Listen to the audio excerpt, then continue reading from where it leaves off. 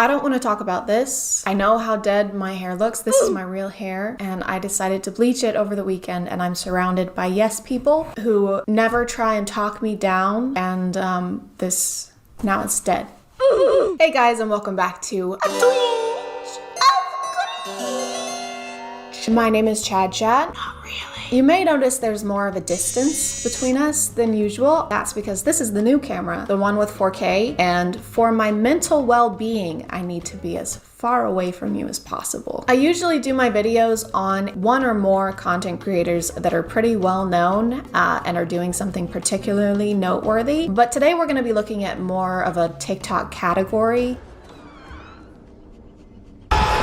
I don't have children, I have younger siblings, and my older sister has 8 kids with 1 on the way, so she's had more than enough for both of us. I do not need to procreate. But needless to say, I have babysat plenty of times and been around parents long enough to understand what kind of content is usually deemed appropriate for them to watch. Now, you do have to be 13 to make a TikTok account, but as someone who just turned 98 as of my last Facebook birthday, I think we both know that that doesn't really matter. I liked how we did last week's video where I took y'all along with me as I went through people's videos as opposed to doing all my research and then writing my notes. So we're gonna do that again this week and hop into the rabbit hole together. I don't even know it. Ain't know it.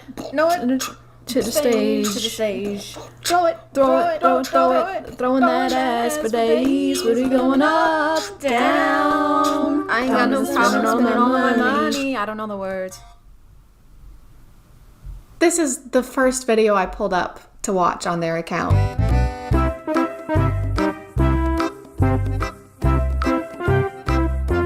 This page is called Tito Lizardo, and I just want to point out how unassuming it looks. The characters remind me of that app with the cat that had cameras in its eyes that was spying on people. I think it was Angela.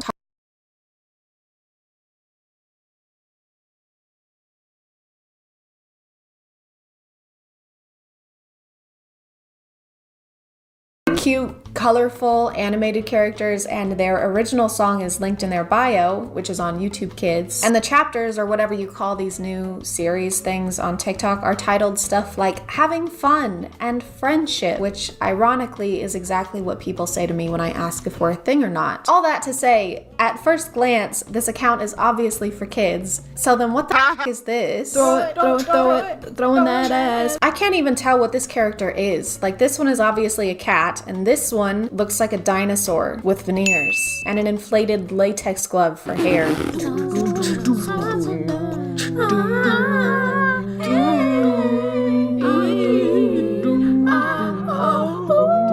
Do I know vowels? Do you know vowels? You're a cat. Why is there a smirk emoji here? Do you know vowels?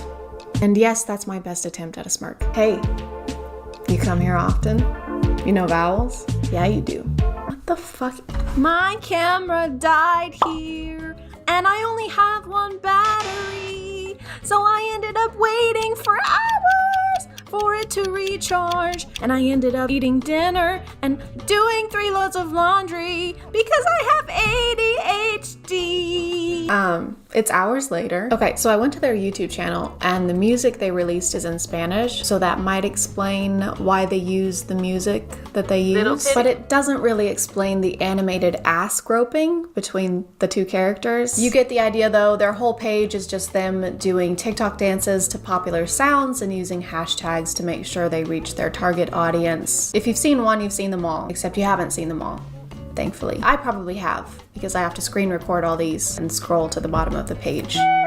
Their page led me to this one, which is mostly a toy review channel, except almost every video is an ad read. See this fun video? Well, what if I told you we could make it better with the Funimate app? Actually, they're not ad reads. You know how in toy commercials or websites targeted towards kids, they'll have some kind of disclaimer like ask a parent for help, or make sure to have a parent or a legal guardian around when downloading this app or going to this website. Fuck that. What is this? The Middle Ages? No, we're gonna show the kids step by step how to download and then make purchases within the app. I want a new doll! Well, I've got just the app for that. First you click on shop. Let's find the doll! I want this one! Let's see what it looks like in real life. We do this by pressing grab AR. It looks like so much fun. Let's buy it. We do that by pressing view details and then just buy product. So they can do it by themselves. No supervision needed. So Gabby's sitting just right there. We're gonna prank her.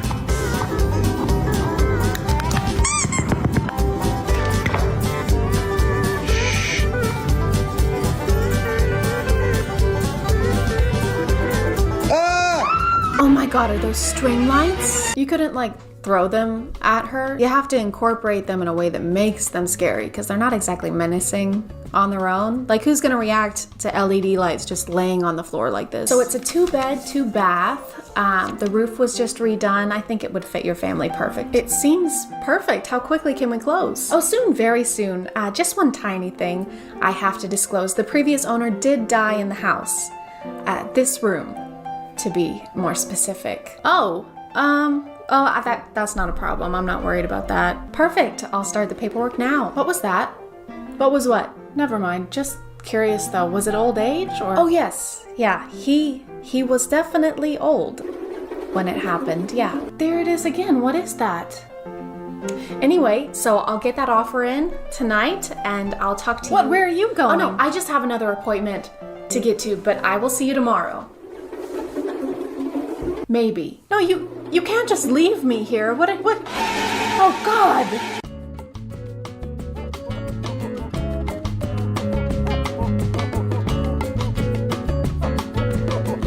It's time to prank my girlfriend with the legendary poo prank with not one, but 2 poos. So, all we need for this is 2 of these disgusting poos, some barbecue sauce, and let's not forget about the toilet. We'll start by placing the first poo on the toilet because we didn't make it. Then the second poo is gonna go up in this door. To make it extra realistic, we have to put barbecue sauce everywhere. Yeah, it was really important to put the barbecue sauce on there. They didn't look gross enough on their own. Oh my God, he smudges it everywhere. What is it with TikTokers and putting disgusting shit on toilets? In this case, literally. Now we just leave a disgusting handprint. It's ready. Now let's call her in. Gabby, come here. I didn't make it to the toilet. What is this?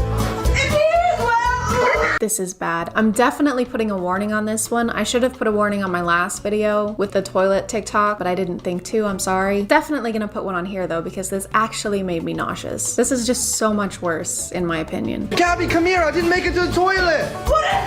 This is a pointless critique, but who comes running like this to the words, "Babe, I didn't make it to the toilet"?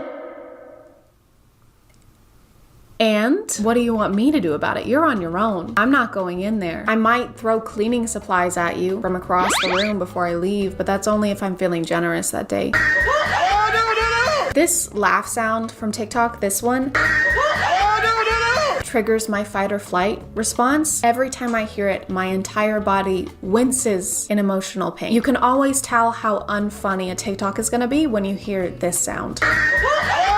So my girlfriend's been really sad lately, and I wanted to do something extraordinary for her, and it's right behind this door. But before I show you what's behind the door, let's go get her so we can see what's behind the door together. And so I grabbed her hand and led her to the stairway up to the door.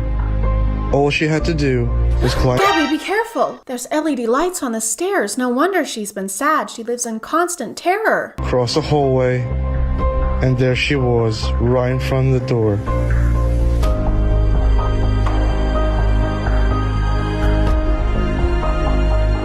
I love the camera angle changes. It doesn't break my immersion at all. Okay, Gabby, open this door. There's a surprise for you. For me? Okay. Okay, wait. Let me open the door so that I can get a shot of your first real reaction. Sure, yeah. Okay. I just saw everything in there. What do you mean? I mean, I just saw everything in the surprise. I just saw the surprise. Yeah, Gabby, you help me set it up. Now get in there and act like our relationship is perfect for clout. It's just strange to me how literally anyone can up and decide they want to make content for kids online. Most of the people I make my videos on do have a younger audience, but these people are actually marketing themselves exclusively to children. Like they aren't making content that can be argued that it's for any other audience. What is she doing? Gabby, what are you doing? Just listen to some music. Which headphones are you using to listen to the music? These ones. The white ones? Try the black ones. They're magical and they change your voice. Here! Oh, to sound like Charlie D'Amelio. Good morning, it's Charlie, and I decided I'm going to be vlogging today. You want headphones that sound so good that they make you sound like anything you want? Go on our profile and click this link here. And use code 15GabbyFay to get an incredible discount. There's definitely a disconnect, I think, between the older generations and these newer social media apps like TikTok. My parents are technically baby boomers, and they had my little brother when they were in their 50s. So it'll be hard sometimes for them to see like animated characters and cutesy animals and see anything other than something that's been made for kids. I have another brother who is one of the most reckless, irresponsible people I know, and he has a TikTok account. The thought that he could tomorrow decide that he's gonna start making content towards kids and make money off of it is a nightmare. I'm not saying he would do anything creepy, but would he teach a bunch of 9-year-olds how to make a firework out of a red Solo cup and a tampon? Yeah. Yes, he would. Should he be able to do that?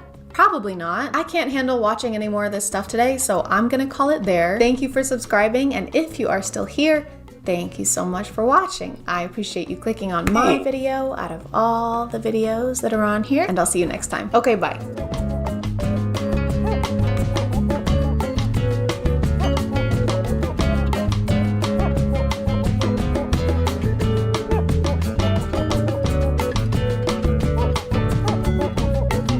Hello.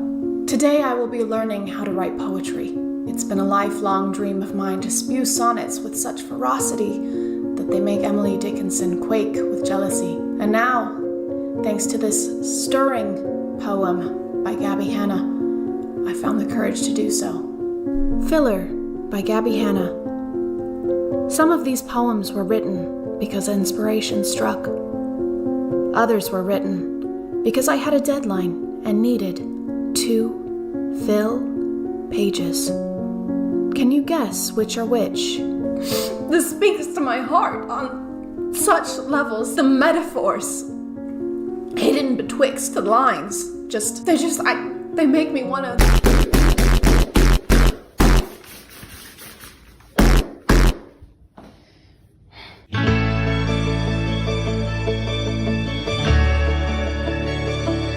Hey guys, and welcome back to A Twinge. My name is ChadChad. Not really. And you've probably guessed what we're gonna be doing today. Disclaimer.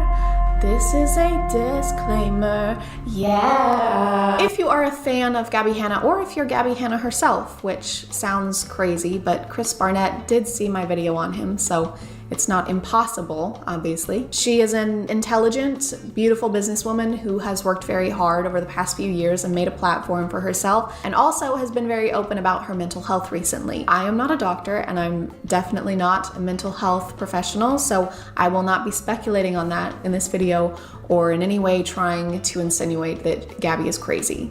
Disclaimer over. I've never personally followed Gabby on anything, but I do remember seeing some of her Vines when Vine was still around. She went from there to doing YouTube, where she did a lot of story times, and then about 2 years ago, I think, is when she started doing music. You probably know this stuff and have some idea of all the drama she's been in, so I won't go into too much detail. But recently, she's been on my FYP a lot. Some might even say too much. And it's me. I am some.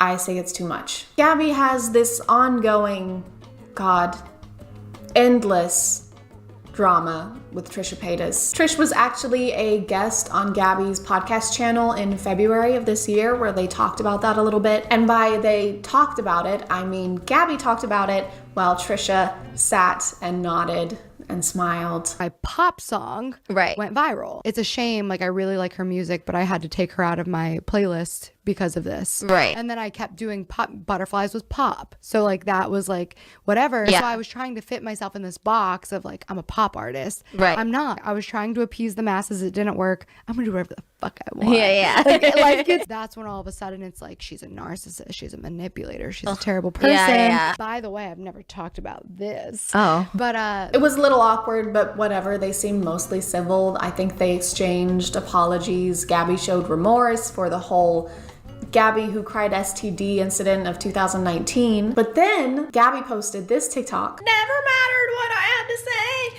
I was always wrong every every question turned into another long night chat. which received this duet. Never mattered what I had to say. I was always wrong. Every question turned into another long night chat. Which received this comment from Trish. And seemingly this one emoji was enough to cause a complete 180 in how Gabby was treating Trisha. She started talking about them all over TikTok. Trisha Paytas is upset that I called her untalented, even though she's allowed to have an opinion about me. She says everyone can have an opinion. She has an opinion about my music. But what's this? You're making fun of me online, you hypocritical fake bitch. And Twitter. I made a Twitter just so I could read Gabby's tweets for this video. So if any of y'all want to follow me over there, I don't even know what you post on Twitter because I've never had one, but just real quick, while I was reading Gabby's tweets for this video, I found this one of her accusing BB Rexa of copying her Monster music video because there's a shot of BB Rexa sitting on the ground. There's a vase and a mirror being shattered, then a match being lit, and then a house on fire. So, you know, 4 of the most original concepts that are not at all frequently used in music videos. BB tweeted back and said that actually her inspiration came from Eminem and Rihanna's Love the Way You Lie music video, which yeah, they're similar. Also, you can't really copyright the very well-known cinematic shot of having your subject light something against a dark, contrasting background. The mirror and vase breaking in BB's video is because the entire house is breaking. You can't have the house come down and exclude the vase and the mirror. Oh my God, there was an earthquake. Are you guys okay? Yeah, we're fine, but the house is almost completely destroyed. What do you mean almost? Well, the vase and mirror made it, miraculously. That is miraculous. Those are basically the 2 most fragile things someone can have in a house. Anyway, Gabby and Trisha started going at it once again on TikTok and Twitter. I'm not really gonna talk about it because I'm honestly sick of hearing about the 2 of them arguing. Now they're talking about how they were friends or they weren't really friends and how they invited her to Thanksgiving or they didn't invite her to Thanksgiving, and I do not give a fuck. On April 23rd, Gabby tweeted this announcing a mini-series, which now these make a lot more sense.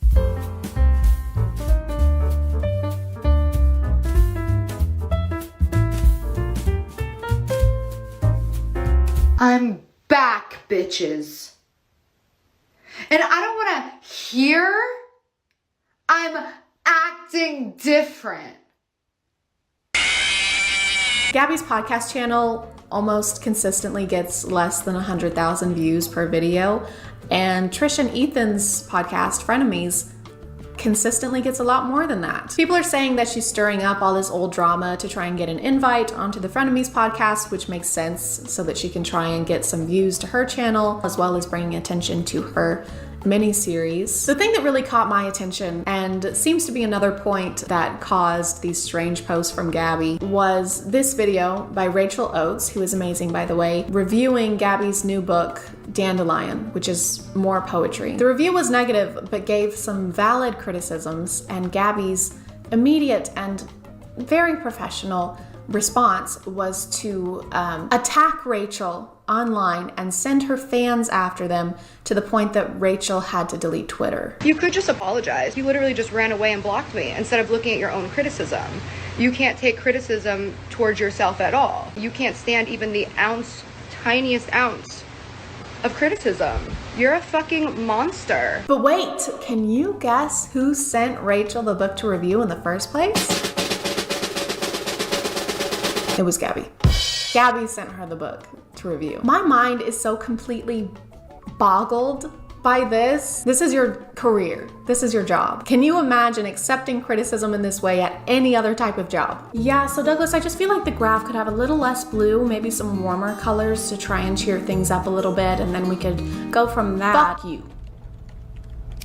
I'm sorry? Fuck you. Your opinion doesn't matter. I'm your boss. I'm your boss. I have more Instagram followers than you, bitch. Okay, well, you're fired.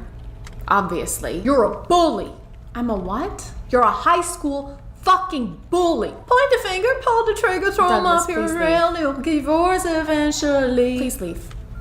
Please. Hi, I'm going to be voicing for Gabby Hanna in this next video because she has her song quietly playing in the background and I'm not getting a copy strike. Not today. I really cannot believe that you guys let a woman who doesn't like Bo Burnham tell you that my book wasn't good. This is the biggest compliment that I've ever fucking gotten, that she called both mine and Bo Burnham's work disappointing. She called Bo Burnham's work disappointing. Her. Who is she? Who is she? She's a person making content on YouTube who's allowed to have an opinion regardless of the fact that she has less subscribers than you. Gabby, no matter the situation, seems to have the same response to criticism. Oh, you have less subscribers than me? You're irrelevant. Oh, you have more subscribers than me? You're a bully. Either way, she's absolved of all fault, of course. I went into this video with a pretty open mind. Everything I've heard or seen about Gabby Hanna has always been secondhand, and I know how the internet can be sometimes, so I've never taken any of it to heart or really formed an opinion about her. But now I have, and it's definitely an opinion. I think my biggest takeaway regarding her character comes from how she confronted Bebe Rexha versus Rachel Oates. Bebe Rexha is a celebrity singer who had never heard of Gabby before these tweets, while Rachel Oates is a YouTuber with less than 300,000 subscribers. She called Rachel Oates a bitch multiple times, and if you go watch any of Rachel's videos, she is the opposite of that. Called Rachel a bitch for criticizing her poetry. And did I mention that Gabby's the one who sent Rachel the book in the first place? I did? Okay. Sorry, I just felt like I needed to bring it up again for some reason. But then when she was trying to accuse the music video of copying hers, it was all, oh, Miss Bebe Rexha, please. Oh, I love you so much and I'm such a fan of your work and I'm so sorry to bother you, but I think maybe you might have just a tiny bit copied my music video. And again, I'm sure you had nothing to do with it. Absolutely nothing. I would never accuse you of such a thing. But like, dude, if the way you treat people is decided by how much clout they have, or AKA how much clout they can potentially give you, you're not a good person. And to your frequent complaints on how people bully you and how undeserving you are of that. You're a bitch. What is it, you manipulative, narcissistic bitch? Face yourself, bitch. You mean Miss 4K views on your fucking makeup tutorial? Miss 4K views on your commentary piece a week ago? Yeah, I just checked. Maybe you are the monster that's been there all along. I'm gonna call it there, you guys. Thank you so much for getting us to our first 1,000 subscribers. I don't even know how to say how much I appreciate it. And if you are still here, thank you so much for watching. I appreciate you clicking on my video out of all the videos that are on here, and I'll see you next time. Okay, bye.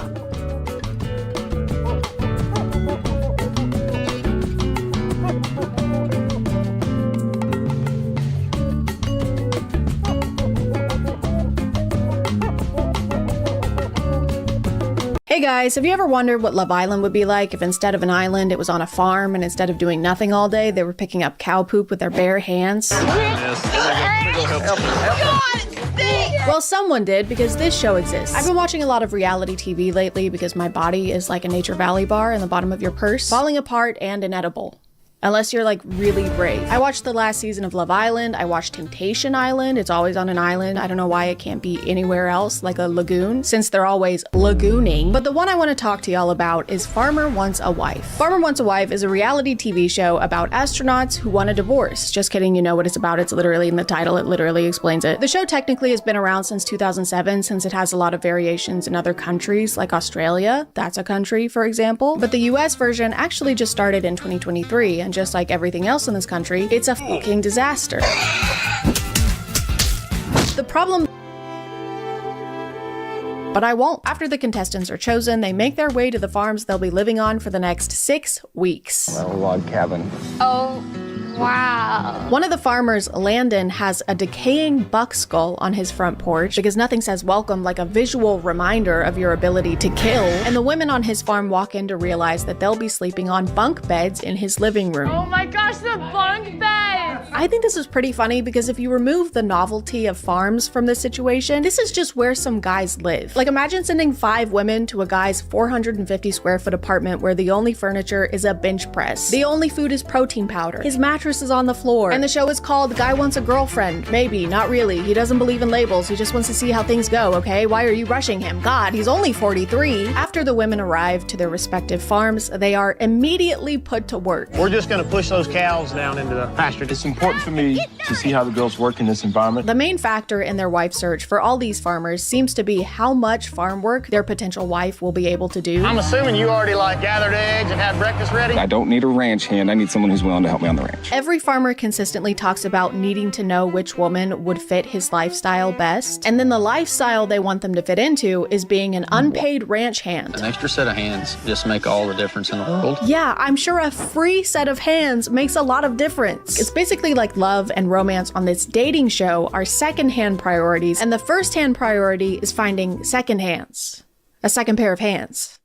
To do farm work for free. And as if that wasn't enough, the farmers also make comments about expecting help with the domestic side of farm life. They'll repeatedly mention how the farmers' homes need a woman's touch. This is me. It needs a woman's touch a little bit. Yeah. We're living in a barn. Which just adds to the overall vibe of the show that the women are here to work. Oh, I'm sorry. You thought you were a guest here? There's homes that need touching. Bless this house? No. Caress this house. The very first day the women get to Alan's farm, this guy, he has them doing this. It's almost like he was waiting for them to get there before he started this project. He doesn't actually want to date anyone. He just needed this tree cleared. He's probably still married. He has to be. Divorce isn't real. The women continue to do chores throughout the show, even if the farmers aren't around. Lift with your legs, ladies.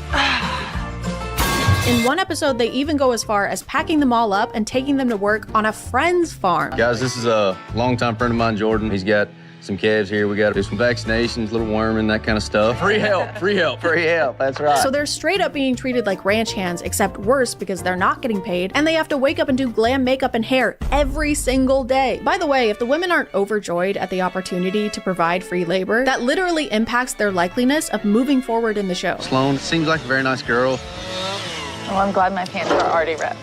but she really didn't necessarily jump in there head first. Yeah, so Sloan actually didn't jump headfirst into a task she's unfamiliar with. She actually didn't smile enough while working for me for free. Something must be wrong with her. It seems less like Alan was expecting 5 women looking for love on his farm and more like he was expecting 5 Paul Bunyans. It just doesn't make sense because at the end of the day, you still have to cook a meal for a man you don't know. Later on in the show, they actually prep food, arrange tables, and set out all the dishes so that Ryan's friends can come hang out while he does this.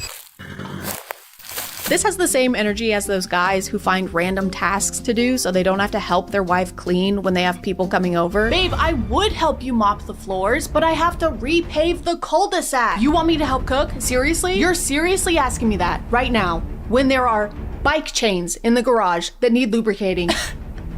Wow, you know what? You're a real bitch. Something else that really bothered me about this dating show was how little the producers actually planned dates. The show sets up one-on-one dates for each of the farmers once every 2 weeks, okay? The show is 6 weeks long, okay? There are 5 women on each farm, okay? 6 divided by 2 is 3, okay? And 3 does not equal 5. Okay? Which means there are not enough solo dates for each of the women to have one with the farmers. Which means some of these women will spend 6 weeks doing chores on the farm without ever actually dating the farmer. And every date that does happen will have hay. They'll be sitting around hay, they'll be sitting on top of hay, even if it doesn't make sense for hay to be there, it will be there, I guess, just to remind us that we're on a farm in case you forgot. The show will bring everyone together every 2 weeks as well for some kind of group activity, but those aren't dates and the farmers end up talking to each other instead of the women. I ain't even kissed any of the girls. I ain't even got to that bridge yet. As far as I can tell, the only other producer involvement is when they periodically will send letters to the farmers, letting them know they need to kick one woman off their farm. But the thing about those is the farmers don't actually have to kick anyone off.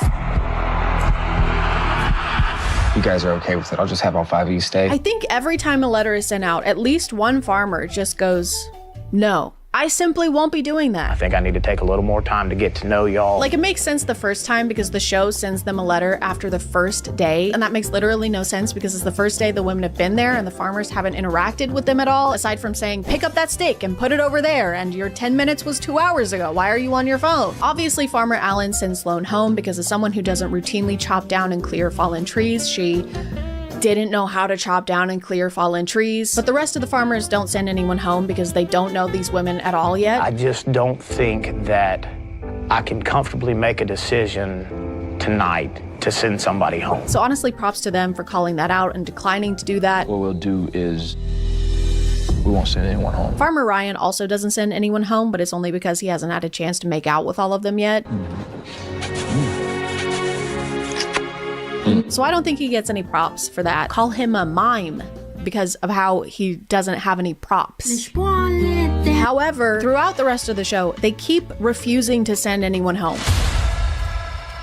I just can't send anybody home tonight. I would like for you all to stay another week. And while I do think that was a reasonable response the first time, it's also kind of crazy that they're allowed to do that. If you agree to go onto a TV show that has a format and established rules, that doesn't really feel like something you're allowed to opt out of. Like, what do you mean the participants of the show don't have to participate in the show? There's literally no stakes if they're allowed to just not do that.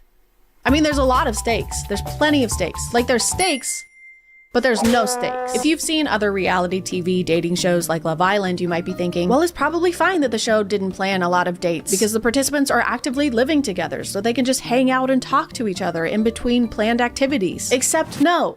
No, they apparently can't. Our ladies have something else on their minds.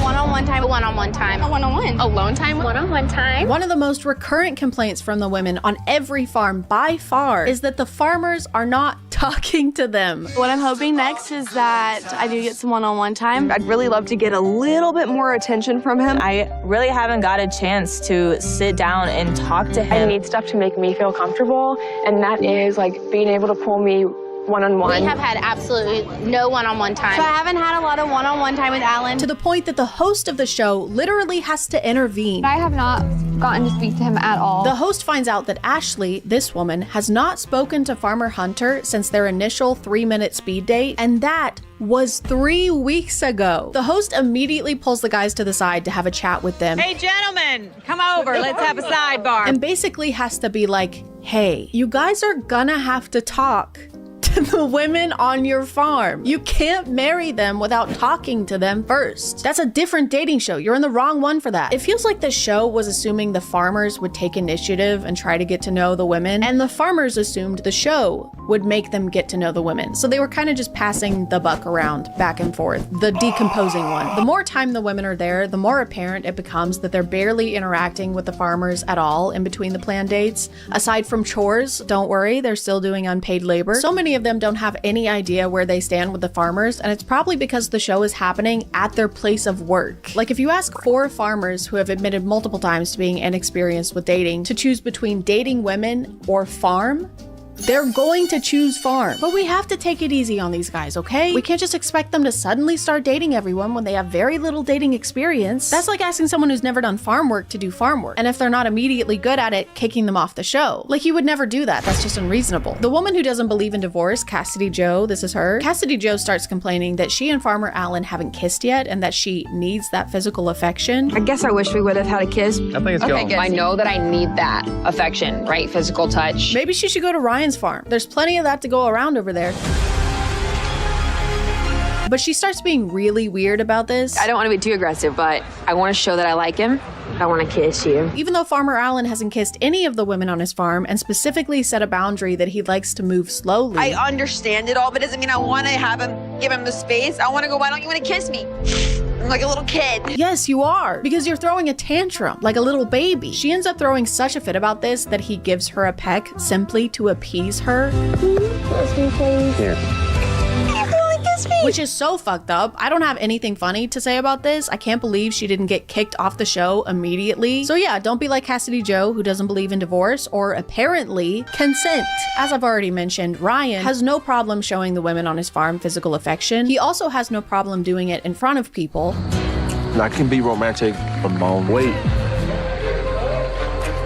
including the other women on his farm who are romantically interested in him and who he's also been kissing, sometimes hours before. For example, Haley, this woman, sees Ryan locking arms with someone else and has a justified response. This man acts like he likes me. He doesn't. If Ryan doesn't want me here, I don't want to be here. And she ends up confronting him in a very collected, very articulate way, okay? This is important. The person you pick has to pick you back. Yeah. Like, you have to form a connection. And then they make out. A lot.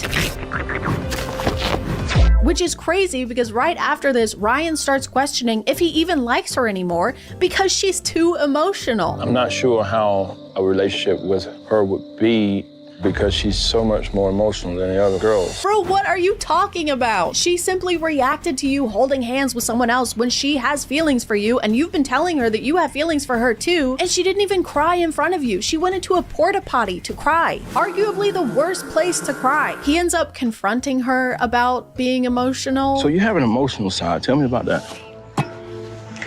Well, the fact that he's doing this while she's helping him clean up horse shit is so crazy. Hey, I've noticed you have reactions to my actions. Would you say you're a whiny bitch-ass baby? Also, can you cover for Sarah tomorrow? She's gonna be busy making out with me.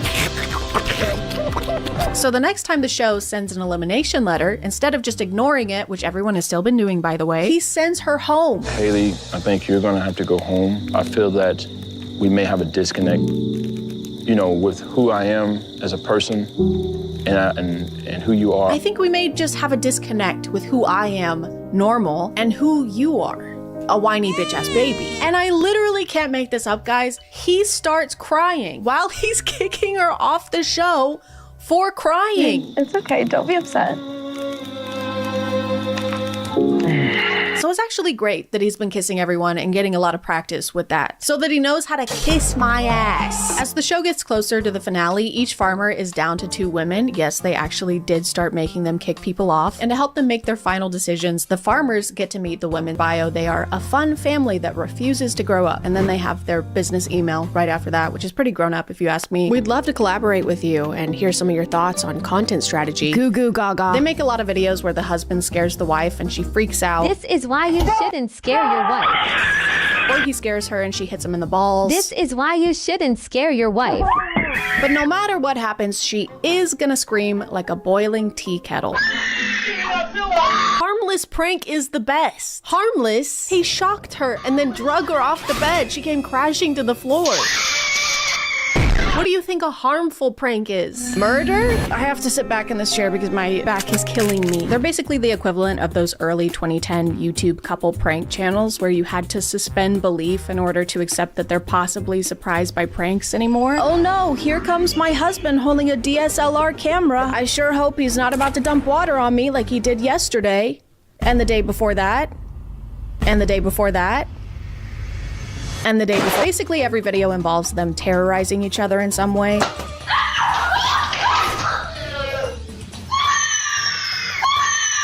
But these aren't the ones that got me, okay? The one that fooled me was this one.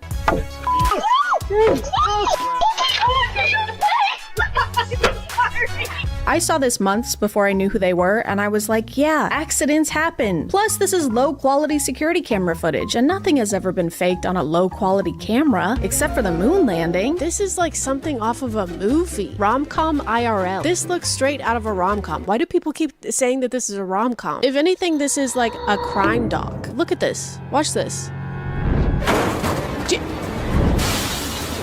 Get this man on a stretcher. Get this man to the ER. And get this show on the road. The show being the sponsor segment, that is. This video is sponsored by Laylo. It's almost Valentine's Day, and why do the cliche things like get chocolates and roses when you can do yourself? Laylo offers premium quality, luxury design toys with innovative tech so that you and or y'all can innovate the night away. Laylo has so many toys to choose from, whether you want external stimulation or internal stimulation or both at the same time stimulation. They're made of premium soft to the touch silicone and are waterproof and other moisture proof. For example, the Sona Cruise 3 uses sonic wave stimulation that eases up in intensity so you don't get jump scared when switching up levels, of which there are 12. And if you have the Laylo app, there are 2 extra modes modes and a feature called the Love Bridge, which is great for long distance. Right now, Laylo is offering a bunch of discounts for Valentine's Day, but if you take my code, which is CHAD20, you can stack that on top of their discounts and get even better deals. The deals just won't stop coming, and neither will you. You can check them out by clicking the link in the description and using code CHAD20 for an additional discount off your purchase, so you can use Laylo's toys while you lay low.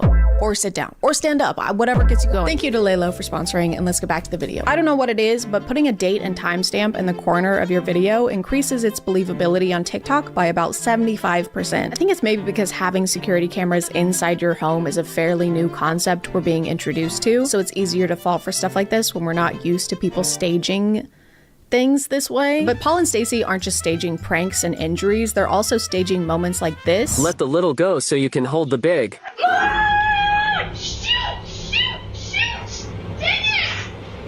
Aw man, I hate when the water I put on the pot to boil starts to boil in the pot full of water that I put on the stove to boil. Nothing's going my way today. I love everyone losing their minds over the spaghetti noodles getting cooked a little too much. What are we gonna do? My ravioli is getting ravi soft. Nothing's going my way. This whole thing is apparently enough of a disaster for her and her son to start screaming at the top of their lungs until the dad comes in to save the day. And not only does he come swooping in to do just that, but he comes in playing 1,000 Years by Christina Perri on his phone.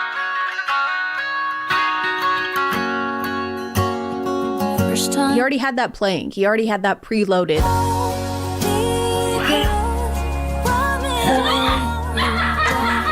Why would he do that? Why would his immediate reaction to both his wife and son screaming be to come in playing a song from Breaking Dawn Part 1? What if they were screaming because something actually terrible was happening? Dad, come quick! There's a guy in the kitchen wearing a mask and threatening us. He's saying terrible things. You're toast. Oh my god, Dad, he's gonna kill us! No, you're toast. It's burning.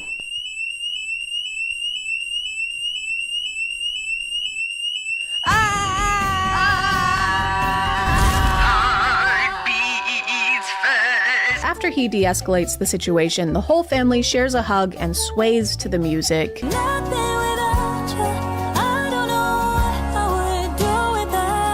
And this is so weird. It's so weird and so strange, especially since their kid is involved. One of their categories of videos is to just sit in the car and smash food into each other's faces while their kid sits in the back seat and fake laughs. And songs we all pretend to know. Right now it feels ordinary. Imagine being a kid and your parents are constantly making you act in TikTok videos where your role is yourself. A version of yourself that's having faux loving moments with your family. Not actual loving moments, but staged ones where there are millions of people and cameras watching you. Imagine how cool that would be. Dude, my life is like a movie because everything is scripted and there's not enough child labor laws in place to protect me. Do you think they ever take their son to get ice cream and don't smash it in each other's faces in front of him? He's in the back seat like, guys, can I please just have an ice cream cone? For what? Can I just eat it this time, guys? Please. I also kept getting videos from this account that's promoting skincare products, and her thing is to walk up to strangers and put something on their skin without their consent. No. Oh. No, this is not happening, no. No, is it? No, you need to back away from me right now. And when they react angrily or tell her to go away, she just won't. I was gonna try my product out on you. No, I'm gonna call the police. You're gonna have to get away from me. No matter how many times they tell her, no thank you, or we're not interested, she just keeps shoving it in their faces. Oh my gosh. Excuse me, please get back. I know the saying all PR is good PR, but when it comes to selling products on TikTok, I don't know how beneficial it actually is to just make people think that you're a despicable public nuisance. Banana, she has multiple videos where she does this to a teenage girl and their mom will freak out. We do videos on TikTok. I didn't mean to scare you, but I just wanted to try and see. No, I'm good. I don't want to buy your Vibe facial system. No, thank you. Are you sure? I harass people and don't respect their boundaries. Oh, I'm sorry. I didn't realize. Yeah, let me get one. Her script usually goes something like, no, it's okay. I'm testing my facial product. I'm actually testing out my facial product. I wanted to try it on her. No, thank you. No, thank you. Bye. No, it's okay. You don't understand. I'm doing something. No, it's okay. Let me do something. I'm doing something. I'm in bed now because my back hurts, and I also started my period. and also I'm gonna jump off a cliff. She'll also point out people's flaws so she can fix them. I'm sorry, you just have some acne on your face. That is my daughter. She has some acne. I'm sorry. So not only is she pretending to harass people, she's also insulting them. It's like pushy car salesman meets passive-aggressive mom. You want this car? No thanks. Are you sure? It looks like you've gained some weight. What does that have to do with anything? It's energy efficient, unlike you. You look tired. I'm just not wearing makeup. It's got a very spacious cabin, which you're gonna need. Mom. She also goes up to people and sticks this big-ass mask on their face. Whoa, whoa, whoa. Oh my gosh, what are you doing? Oh my gosh. Which has this comically long cord and battery pack attached to it that's just swinging around, hitting everything. Try this. Put it on. Try it. Try it. It's for your face. It's hideous. This thing is called the Age Rewind Miracle Mask, and according to their website, it targets the appearance of fine lines. But if you don't believe it, check out their customer results. Clearly it worked for this real human woman. I love this product. I have never looked better. At least it's only $400. And sold out. And this part looks like a ball sack. Another kind of fake video I keep getting are these dumbass promos for no free promo. No free promo is this AI app that claims it can find your partner on dating apps using a picture of their face and their name. And the only promotion I ever see for it is through these undisclosed scripted promos that are just pure rage bait. Who are you? I'm my ex-wife. Who are you? Are you one of his Tinder dates? Can we not do this here? Like, Wait, you said you weren't married? Yeah, no, he's married, and we have 2 kids. guys, this is a nice place. Can we not? You have kids? Guys, please relax, okay? This is a nice place. That's why I'm wearing a faded Flash t-shirt and cargo shorts. They'll literally plaster the name and logo of the app all over the video, and somehow the comments are never talking about how it's an ad. This is a beautiful poster of your Tinder that you can go hang up in your new home, and you're gonna find a new place to go, and you're gonna hang this beautiful poster. Look at this beautiful poster. There's so many accounts that make these promos, but I get a lot from these two specifically. I think they're partners in real life, and they catch each other cheating every single day. What is this? It's your birthday present. See, I got you cheater cookies. I made those myself. And red flag cupcakes, since you're a walking red flag. Unwrap your present. Unwrap it. Oh man, I wonder what she got him. I sure hope it's a comically large screenshot of the no free promo app and logo. Wow. Printed out on poster board. And then on his account, he has a video where he gives her those same cookies because he also caught her cheating on him. Surprise. Do you love it? Because you're a cheater and a walking red flag. I mean, I don't understand what else. Open your birthday gift. Right now? Yes, open the gift. Oh man, I wonder what he got her. Oh my god. I just can't figure it out. I don't have no idea what it is. Is it a pony? Is it a puppy? Oh my goodness, look at that.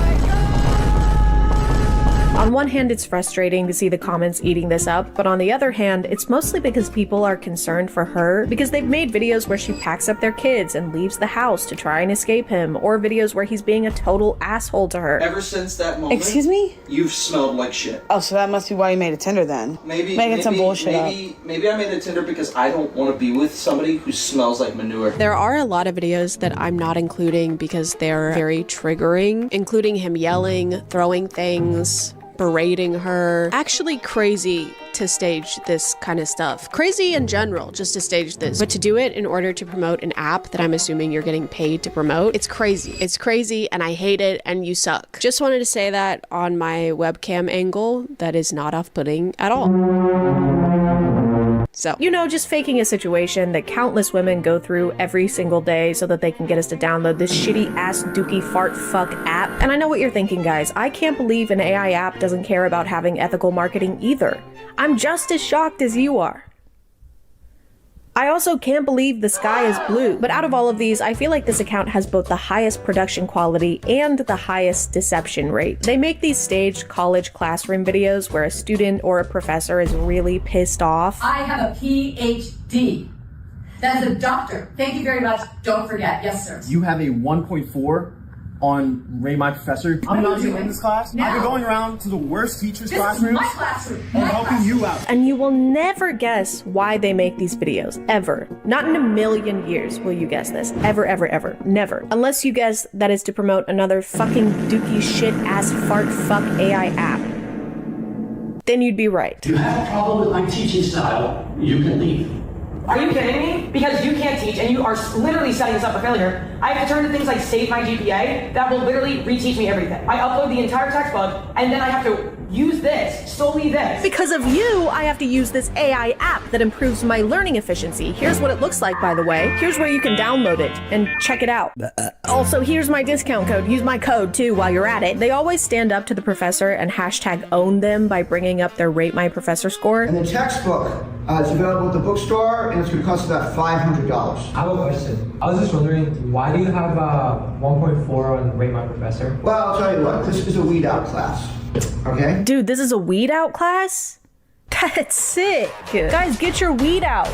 No, the teacher said he's fine with it. I rarely see comments acknowledging that these are all ads, at least in the top comments anyway. But it also seems like they're not paying attention to the website plug at all. In fact, they're mostly talking about how these videos just prove that college is a scam. Dr. Democrat for sure. School's a scam. Drop out and start a business. Charlie Kirk was right.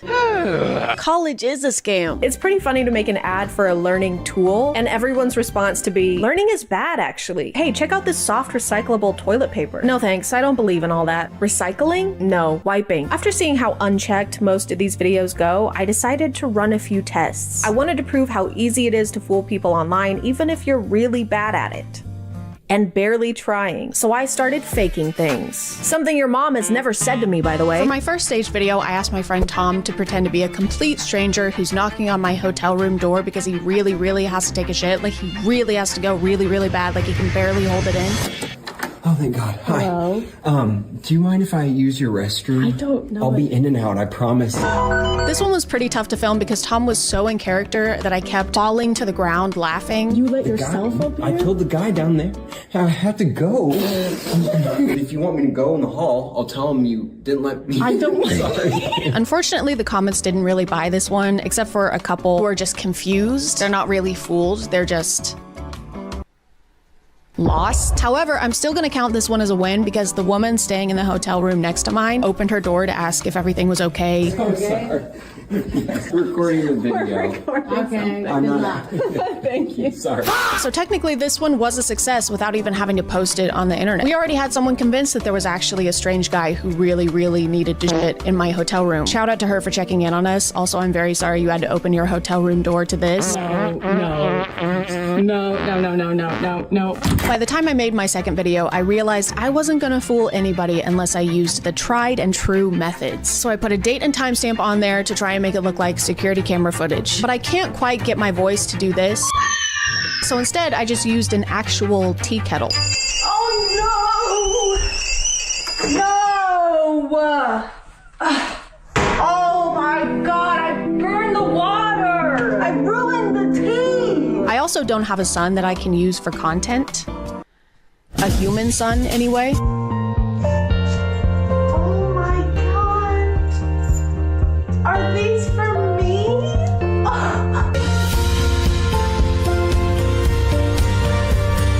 I'm also gonna count this one as a success because this person commented, I know it's not the point of the video and I'm not here to chastise, but wireless cameras in your home is a huge security risk. Your videos are safe and available to anyone via a data breach, and that's putting aside that the cameras themselves are also safe. For my last one, I wanted to dip my toes into the classroom genre of staged content, which was gonna take a bit more effort, so I had a brainstorming session with my friends to figure all that out. I had also just finished watching the final season of Stranger Things, but that had little to no effect on anything. I don't understand. Could you say that again in English, please? If this is me and this is you, That's and him. this is the classroom. I need that later. No one. I don't understand. Are we in a classroom or are we not in a classroom? This is the classroom. Okay. I want this goddamn TikTok's heart on a platter. This is the only way. I think this might just be crazy enough to work. Let's do it.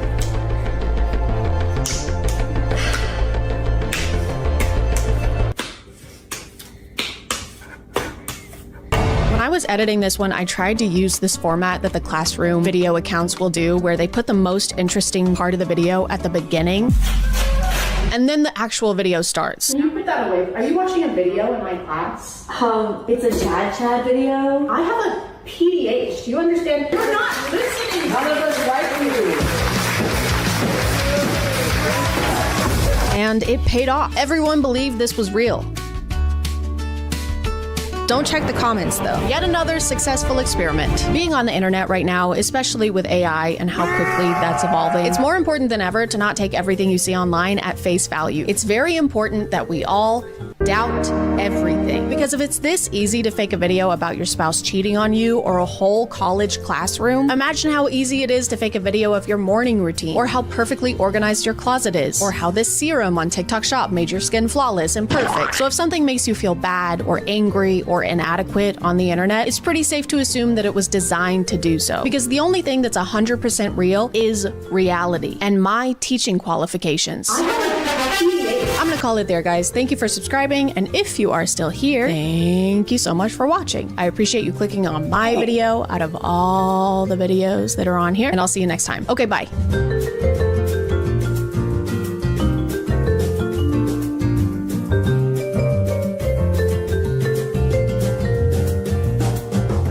Hey guys, do you hear that? Hang on, something fishy's going on. Just a second.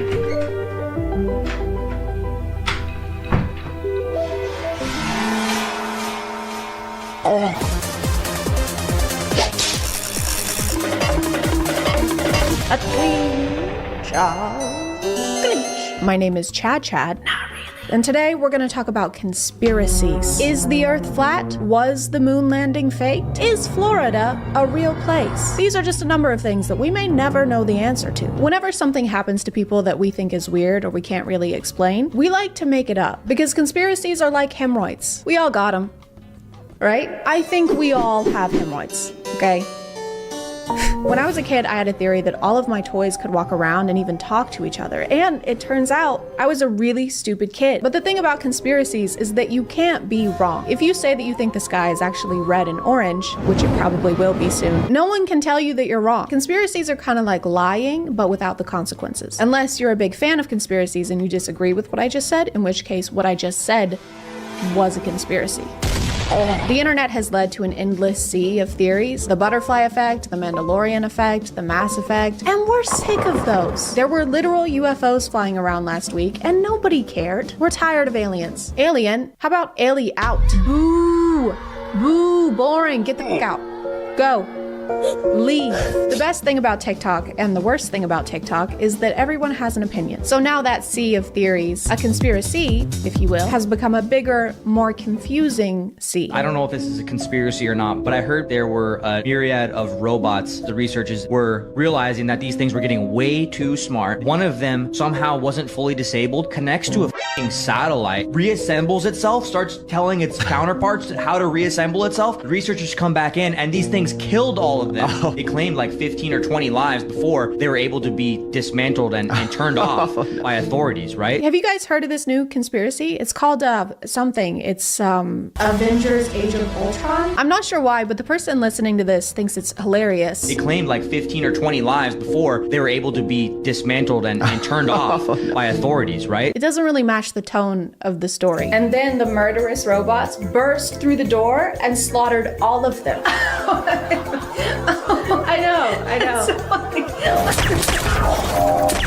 The story always kills. But you know who else is killing it is today's sponsor. This video is sponsored by HelloFresh. Wouldn't it be great if the fresh ingredients and recipes you needed to make home-cooked meals just showed up on your doorstep every week? Man, that would be really cool. I wish that could happen. It can happen. It can happen. With HelloFresh, you don't have to make lists or stand in line at the store. You just go online, choose from 40 weekly meal options, then whip it up using their easy-to-follow recipes. Every step is explained in simple, to-the-point instructions along with pictures so that you can keep up with what your food should look like at each stage. Everything is pre-proportioned so that there's little to no food waste, and you can customize your meals by swapping out sides or types of protein. They also have a lot of veggie options that use seasonal ingredients picked at peak ripeness. Plus, it's cheaper than eating at a restaurant, and you don't have to change out of your laying around the house pajamas and into your going out in public pajamas. It's a win-win for Din Din. You do still have to do your own dishes though. Or don't. I'm not your mom. If you want to check them out, just go to HelloFresh.com and use code ChadChad60 for 60% off plus free shipping. Again, that's ChadChad60 for 60% off at HelloFresh.com. Thanks to HelloFresh for sponsoring today, and let's get back to the video. Now that we've moved on from aliens, we finally have time to talk about more interesting things, like doors. If giants aren't real, who built this and why?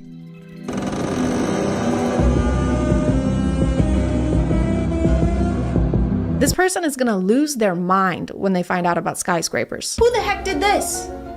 This is too big. I like to imagine the creator of this TikTok doesn't really believe in giants, but is actually just the person who made this door. You notice that top latch? It's actually really complex. Yeah, I heard it took her like 15 years to finish it. It's super impressive. Yeah, I would have sex with that person if I could. But it turns out the real giants are busy protecting our entire planet. Is down there. Giant monsters. They're a natural defense mechanism from the planet. Could you give me an example of what one of these giants look like? I only have one personal experience that I was there for, saw with my own eyes, and experienced with my own 5 senses. Oh, you only saw the 300-foot tall billion-year-old giant monsters one time? Lame. Something that resembles a big furry primate, like a sloth that walks on its hands and is covered with hair. So the giant monsters are furry, and you experience them with all 5 of your senses. All 5 of them? It was for research, guys. I had to taste the furry primate genitals. I mean giant genitals. I mean giant genitals. I mean genitals. So you're saying that a giant sloth doing handstands is the only thing protecting our planet? So we're oh my god, help! These giant space worms are eating my family! Not to fear, the sloth is here. Oh, thank God. Thank you. Yep, I'm on it. Thank you so much. Yep, we'll get right on that. Okay. When? Just give me a second, God. If you take a picture of a $1 bill, on the back, it looks like an alien. Yeah, I saw that. Yeah, you actually, well, you turn the contrast all the way up. The contrast reveals an alien head and the face, the eyes, everything. It's kind of genius. Did you know that if you completely change the physical appearance of something, the physical appearance of that thing completely changes? This is like the opposite of those zoom enhanced tropes in FBI shows. We got a shot of their plates. Put it on screen. Huh, zoom out. Keep going. Turn up the contrast. Turn down the contrast. Set it on fire. Dehance. We got him. Yes. It's kind of genius. What's in your pocket? Yeah, Roswell. Did you just say Roswell is in your pocket? It's a big ass pocket. Is that a southeastern city from New Mexico in your pocket, or are you just happy to see me? Oh, it is a city? Okay. What I hate about a lot of conspiracy TikToks is that sometimes they'll forget to include the conspiracy part. Because let's say that yes, if you mess with a $1 bill, it does look like an alien. But then what? That's not a theory. Are you implying that aliens live inside $1 bills like little hermit crabs? Or are you implying that the government is run by aliens? Because that's ridiculous. Everyone already knows that. Okay, so here's a $1 bill. I'm gonna see if we can find the alien that lives inside of it. Oh my God, you guys, look at that. Guys, they live among us. This video has been going around on social media of a man who found a mosquito with the number 38 printed on its body. And then the next day he found another one with a different number printed on its body. And of course, there's been a conspiracy. Maybe the mosquito is just like getting tattoos. Did you think of that? What, because they're parasites, they aren't allowed to express themselves? Plenty of parasites have tattoos. Just look at Jeffree Star. I'm not a scientist, but I feel like this is a pretty common thing. We also track like bees and lobsters. We just put numbers on them so we can track their every move and study their behaviors and see where they are and what they're doing. Spy on them without their knowledge. And I think that, guys, I think we're the aliens. The mosquitoes probably have documentaries about us.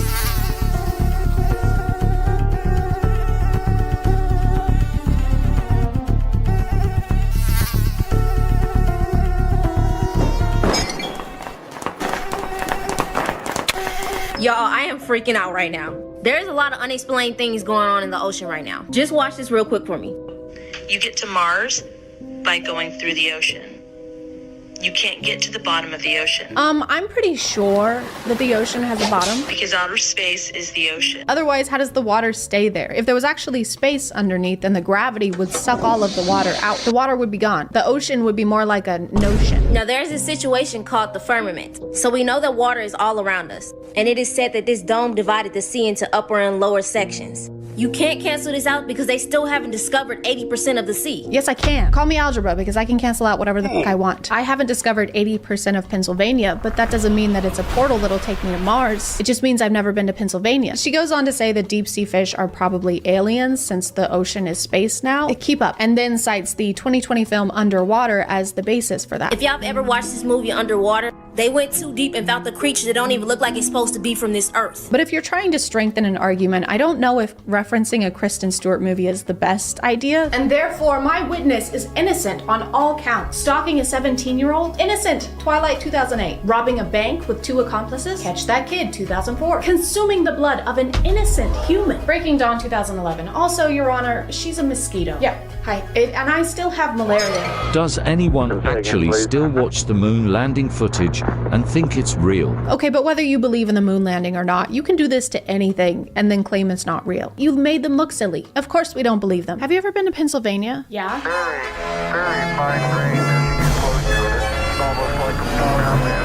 A conspiracy that stayed pretty consistent on TikTok is that all celebrities are lizard people. What that involves is usually pretty vague. It's just if they say something weird or if they do something lizard-like, it means that they eat children, like lizards do. I can say clone, I want to say clone. All right, so there's like a clone by Ang Lee.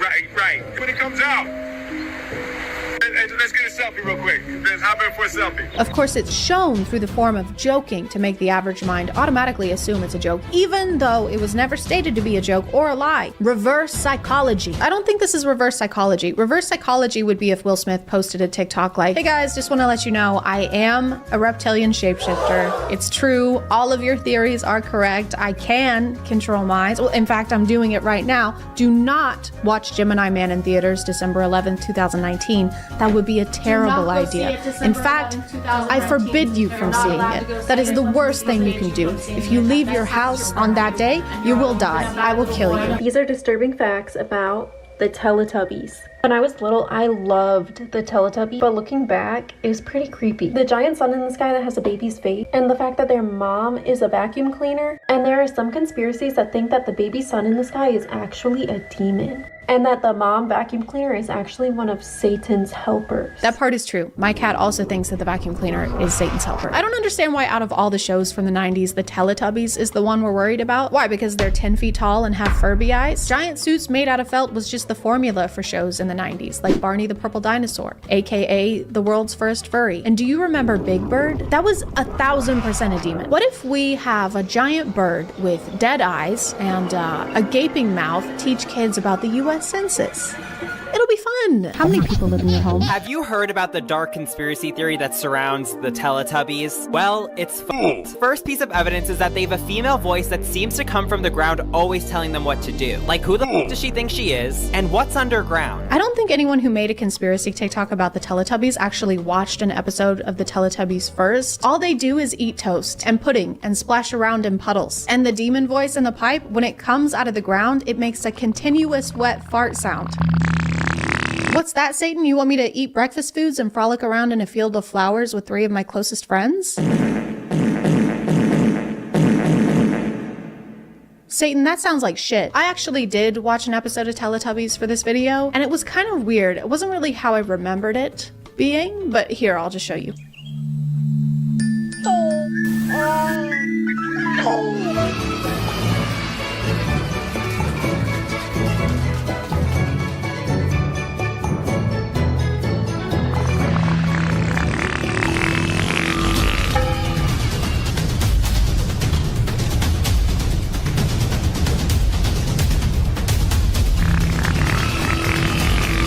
I'm gonna call it there, guys. Thank you for subscribing, and if you are still here, thank you so much for watching. I appreciate you clicking on my video out of all the videos that are on here, and I'll see you next time. Okay, bye.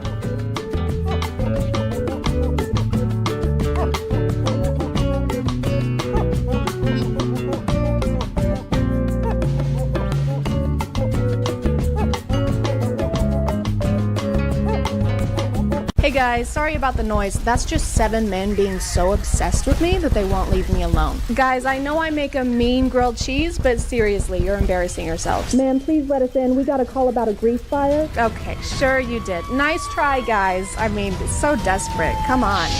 A queen, Charles.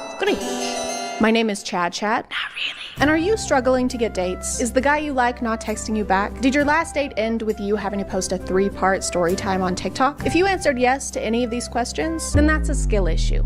Okay, I have so many people obsessed with me that I have to beat them off with a stick. And that's hard. It takes a lot of lube. Now that we're officially out of cuffing season, things in the relationship area may be a little more difficult, and that's okay. All you have to do is get better at everything immediately. TikTok. Speaking of which, that app is always offering helpful morsels of dating advice, like act interested, but not too interested. Flirt with them a lot, but not a lot. Cut the red wire, not the blue wire. What do you mean there's a green wire? Cut that one too, I guess. I don't know. I've never seen that before. I'm not really sure. We've talked about alpha dating advice before, but the other day I came across this video. Things you should never say to a man if you want him to be completely obsessed. You're exactly my type. Don't make him too comfortable. He will start slacking. Make him feel slightly inferior to you and he'll treat you like a goddess. Don't tell a guy you like him. Are you crazy? Make him feel like shit. If you find yourself intentionally trying to make someone feel inferior to you, you're a bad person. You're not allowed to girl bossify manipulation. Hey, you want to get dinner sometime? I don't think so. Why not? I think you're getting a little too comfortable. We're married. Are we though? But you know who I am obsessed with? Is today's sponsor. This video is sponsored by Intimina. Are you tired of running out of pads or tampons at literally the worst possible time? Or are you tired of spending money every month on period products when you could be using it to buy more flower Lego sets? If so, then it might be time for the switch. Intimina offers a line of environmentally friendly and cost-friendly menstrual products. Their cups are made from medical-grade silicone and come in a bunch of different sizes, so whether you've been using cups for a while or are a beginner, you can easily find the right cup for you. The Lily Cup 1 is the perfect starter product for beginners. It comes in this protective case that you can take with you anywhere. This cup has you covered for up to 8 hours of protection and has this loop here for easy, stress-free removal. The first time using cups can be daunting, but if you have any questions, Intimina's website is a great resource for menstrual care and even has a YouTube channel with tutorials on how to use each of their products. If you want to check out Intimina's website, just click the link in the description or go to intimina.com to learn more about the Lily Cup 1. Thank you to Intimina for sponsoring today, and let's get back to the video. Do not say you are perfect. Keep him on his toes, sis. Don't make it so easy for him. If you were thinking of complimenting the person you're interested in, don't. What are we supposed to say instead? It doesn't really seem like we're allowed to say anything positive, so I guess the right thing is to insult them. Hey, I saw you from across the room and I just wanted to say I could smell your breath all the way over there. Can I get you a drink of mouthwash? You want to head back to your place alone? So you can brush your teeth? Keep him on his toes, sis. Don't make it so easy for him. How's he supposed to get anything done if he's got to stand on his toes all the time? Be right back, babe. I gotta pick up your prescription. How to make him obsessed with you. When on the phone with him, say his name and drag it out a little. If he says something funny, touch his arm while you laugh. Give him a cute nickname that only you call him, UGH. I know this means ugh, like how that's a cute thing for people to do, but when I first read this, I thought that that was the nickname you're supposed to give him. So we've been talking for a while now, and it's been great. Ugh. And I think that we should take it to the next level. Every time I close my eyes, all I can see is our future together.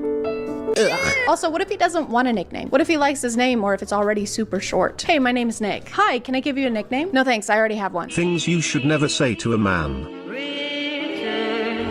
You're exactly my type. Is there a closer picture of Bella Hadid we can use? I just feel like we aren't zoomed in enough. Things you should never say to a man. The videos from this account just use zoomed in pictures of models and then give some of the worst advice you've ever heard. How to make a man like you. Tell him you fucking hate him. How to make a man spoil you. Classical conditioning. Hey, to make a man spoil you, just like become a psychologist. All you gotta do is go to school for a minimum of 5 years and dedicate your life to the intricacies of human psychology, and then you can finally claim your prize. A guy named Ugh. This might just be me, but if you have to Pavlov a guy into treating you well, maybe he's not the one. Maybe just date someone else instead of treating it like a Psych 101 assignment. My boyfriend never gets me flowers, so I'm gonna give him a piece of ham every time I mention them. Hey babe, look at my tulips. I can't stand babies. Or kids. Hey wow, look at my pet Tunias. How to mess with him. Text him good morning and let him respond, then don't reply. Have convos with him and stop responding out of nowhere. Text him come over, then don't answer. So just don't talk to him? It's called absence makes the heart grow fonder, so the more absent you are, the more fonder they are. And that is why my dad left 16 years ago. He actually loved me too much. Thanks, Dad. Also, if you text someone come over and then stop responding, what if they do come over? Because I think this person is assuming he'll text and ask what time or something, but what if he doesn't and just shows up? I think if you invite someone over, you should be prepared for them to actually come over. All right, you see that guy on the left? Yeah, I see him. Take him out. Got him. Oh my God. What? I was messing around. You hired me. I don't think that's what happened. You paid a deposit. Did I though?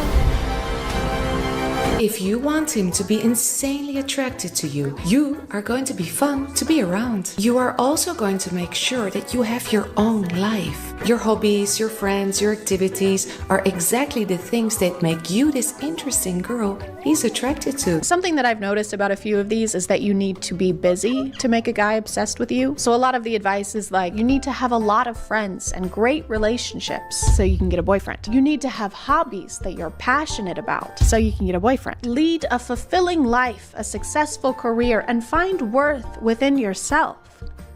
So you can find worth by getting a boyfriend. Finding someone who likes you and your accomplishments should be a byproduct and not the reason you were trying to accomplish things. And in the second row, we have Brittany, 4-time Olympic gold medalist. Just look at her go, John. That's right, Paul. She is just on fire today. Hang on, what's this? What's going on? Wait, what's wrong? We're getting word that she has finally gotten a text back from Josh. Folks, this is incredible. Every Olympian dreams of this day. Such an inspiration for little girls watching all over the world right now. You can say that again, Paul. If you do these 3 things, he will fall in love with you. Number 1, a way to a man's heart is through his stomach. If you learn how to cook his favorite meal and everything that he likes, I promise you, he will fall in love with you. Number 2, be his support system. Living life as a man in today's society can be difficult sometimes. There's a lot of pressure. I like that most of these videos are telling us how to play mind games, and this one is just, ladies, being a man is harder than it's ever been. Okay, now go make me a sandwich. It is 2023. We have touchscreen toasters and are still giving dating advice based on a quote from John Adams. I'm not saying you shouldn't cook for the person you love. I'm just saying we need some new material. I don't know if we should be following advice that's older than light bulbs. Kids can't sleep? Give them some arsenic. Breath stink? Gargle some arsenic. Your breath will still stink, but you won't be worried about that anymore. What I'm about to share is very manipulative, and I don't recommend you use it on just anyone. You're gonna create pleasure and pain. Let's start with pleasure. Give this person attention, give them hope, let them get comfortable, almost like they're in an ocean with unlimited supplies of water. Next up, pain. You're gonna take them from that ocean and drop them in the desert. Okay, no more water supply. In other words, no contact. Because that's when they're gonna get confused. These metaphors make no sense. Dropping them in a desert with no water or in an ocean with unlimited supplies of water. You can't drink ocean water. If you have unlimited supplies of ocean water, it's because you're drowning. Also, thinking that your text messages are the equivalent of someone's water supply is the most self-involved thing I've ever heard. Yeah, a snap from me is like life-saving. They don't even use defibrillators anymore. They just call me. I guess I'm like God's gift to Earth.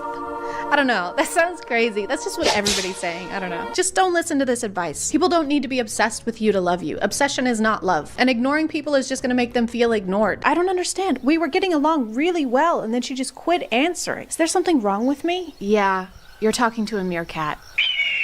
What if I told you that the way you hold your cup on a first date can actually make a guy obsess over you? You are on a date right now and you're gonna go pick up that drink in front of you. However, a lot of people make this mistake. Do not, for the love of God, hold the drink like this. If you are holding a drink like this shows to the other person that you have this like insecure and uptight energy. Men hate that. Joke's on you because I already overanalyze everything I do. Way ahead of you. This is a weird way to stand. No one has ever stood like this before. You're so bad at standing right now. They're gonna kick you out for standing like this. This is the dumbest standing anyone's ever done. Stupid stand.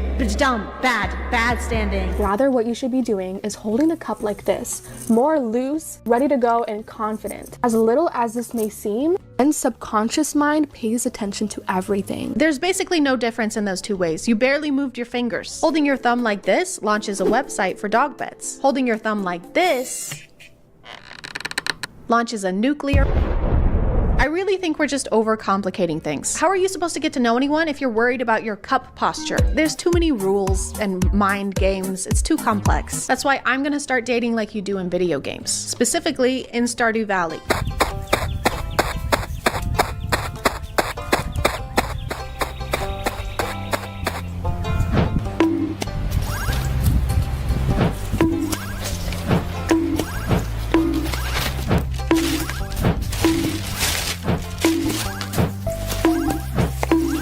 want to get married?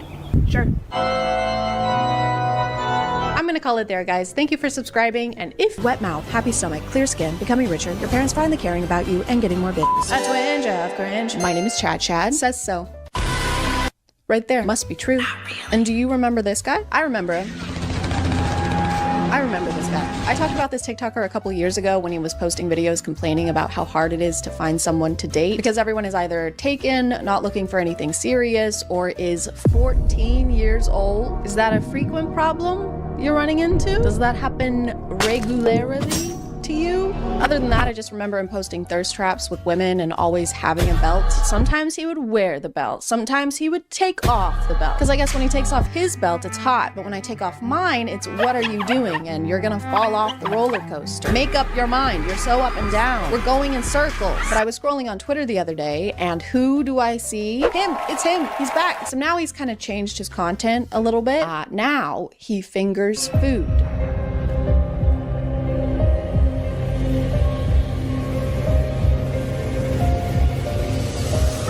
Time just flies, doesn't it? One day you're hanging out with pretty women and doing TikTok dances, and then the next you're giving yourself salmonella poisoning. Salmonella or salmonella? All I know is it makes you poop a lot. It makes you poop a bunch of times all over the place. You don't want it. That's all I know about it. You don't want it. You can't put your fingers into your mouth after they were just inside an uncooked chicken, okay? When they said raw dogging, they didn't mean your partner actually needs to be raw. It's just a saying. While he's preparing the chicken, he ties its wings together with what looks like a hair tie. Not just its legs, which you're supposed to do. I think it's called a truss, but the wings too. And I'm pretty sure there's no reason to do that. I don't know much about preparing a chicken, but I did consult an expert, which means that I'm right. Just agree with everything that I say, okay? All right. So in your professional opinion, you're not supposed to, the truss is only supposed to go on the feet, not the wings, it's just the legs. That's correct. In his older videos, he would use hair ties to put women's hands together in a seductive kind of way. So I guess he just likes tying chicks up. Which in this case kind of feels like adding insult to injury, because imagine dying not just so you can be cooked like this, but also subjected to BDSM. Wow, this looks delicious. Thank you. These handcuffs? Are these handcuffs in the chicken? She was a very, very bad girl. That is a choking hazard. That is what she said. But instead of getting it on with food, you should get it on with today's sponsor. Today I partnered up with Bellesa Boutique and we're doing a big vibrator giveaway, so listen up. Bellesa Boutique is a bi-woman company on a mission to embrace and empower everyone's sexuality because everyone deserves a little pleasure, a little treat, a little sexy little treat. And thanks to my friends over at Bellesa Boutique, that sexy little treat can come in the form of toys crafted with the highest quality body-safe materials out there. The Pebble by Bellesa has both suction and vibration that can be controlled independently, and it doesn't have any of those annoying modes that you have to click through to get to the good stuff. Bless your heart, Bellesa. Thank you. It's rechargeable, waterproof, and don't worry about cramping because the Pebble is ergonomically designed to fit in your hand perfectly, so you can go for hours if you want. And with the Pebble, you will want. And if something disastrous like this happens at the paws of your dog, Bellesa has an official policy to replace your vibe for free. All they ask for in return is a picture of the culprit, of the ruffian. And if you sign up for our giveaway, you'll get a free toy or gift card for a toy. All you have to do is check out Bellesa Boutique with the link below, and everyone who signs up will win something, so get them while they're hot. Actually, I mean, they're always hot, but get them now. Thank you to Bellesa Boutique for sponsoring, and let's get back to the video. It seems like he's trying to incorporate the sexy cooking trend as one of his regular things. Girl. Which is just something that we do not need more of. That trend is becoming such an epidemic that it's actually making me a misogynist. I agree. Women belong in the kitchen, not men. Do not let them in there. Do not let them cook. He does your typical moves like mixing things with his hands or slapping dough, but he adds a personal touch by using his fingers to mix egg whites and then showing them to us and pulling them apart.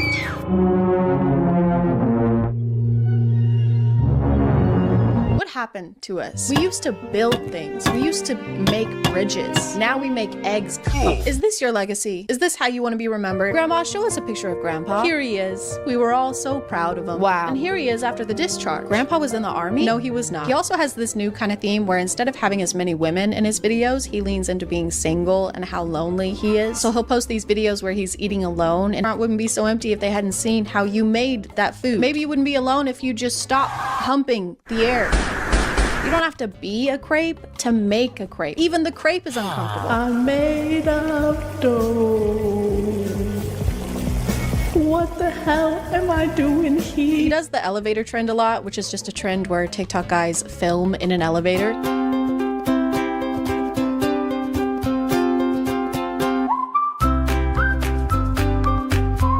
know why they collectively decided that elevators are mysterious and make you look cool, but the ones in LA must have way better lighting, because if I did this trend here in Tennessee, it would be like... He really likes dressing in retro clothing and pretending to read newspapers because he said that he prefers that fashion style to modern day ones. This is a work of art. This is bullshit. This is a work of art. But this is bullshit. And it started to make sense to me why he has a preference for that time period when I realized that he's an Andrew Tate fan. I was born in the wrong generation, guys. I should have been born in the one where men had cool suits and women had no rights. I missed it. He still does that trend where he pretends to be ugly, which means wearing glasses and pretending to have a double chin. Because those are the worst things that someone can have. Those are the worst things that can happen to people. And then he'll transition into a flattering angle with his hair done. But the character he plays before doing the transition is so confusing to me. He'll try to act nerdy or what he thinks is nerdy. But the most concerning part about this character is that he always has this stain on his pants. Do you want to ask me out on a date? Do you have a boyfriend? Every video, in every single one, he has a stain in this exact spot, in this same pair of sweatpants. And it's 100% on purpose, but I can't figure out why it's on purpose. Is it supposed to be water because his character is clumsy? Is it supposed to be pee? Is it supposed to be, you know, egg whites? Whatever it is, the thought of him spilling water on himself as part of his routine is just funny to me. I love you guys. Get ready for me to In this video, he walks in as the ugly character and transforms while he's inside. I've never understood why toothpicks are cool to have. It's a dental hygiene thing, so isn't using a toothpick basically flossing? I heard 9 out of 10 dentists love I heard he has reduced risk of gum disease. The way he transforms inside the elevator makes me think of those superhero scenes where they run into a phone booth to change into their suit, except he just changes into a fedora. But help! Someone please help! That alien is huge and scary and it's wearing glasses and now it's even scarier. Stand back, everyone. It's me. Fedora guy. Fedora guy. Thank God. Ooh, fuck yeah, Fedora guy. He has no cavities or a double chin. To keep leaning into the being alone thing, he'll do TikTok lives where the title is Looking for Girlfriend, which is the worst way to find a girlfriend. The dating pool on TikTok Live is Skull Chef or Jason Nash. A skeleton that can barely speak and never leaves his room, or Skull Chef. What'll it be? If you were missing the old videos where he used to tie people up, he still does that. He just does it to himself. I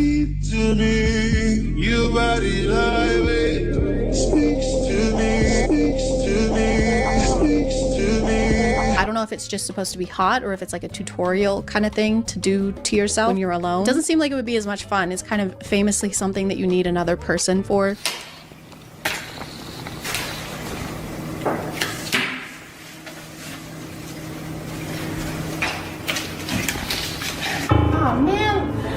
He gets a lot of comments saying that he looks like Johnny Depp, so he'll fix his hair or wear a leather jacket to kind of look like him from the 90s. And he does it so many times. I don't care that you look like Johnny Depp. It's the same video again. Don't care. I don't care that you look kind of like Johnny Depp. I don't care. I don't freaking care about it. I don't care that you look like Johnny Depp. I would honestly rather watch the cooking videos. Maybe I spoke too soon. Maybe I judged too harshly. It probably takes a lot of work to make videos like that. I guess there's only one way to find out. Today we're gonna make a sexy cooking video. Oh wait, hold on.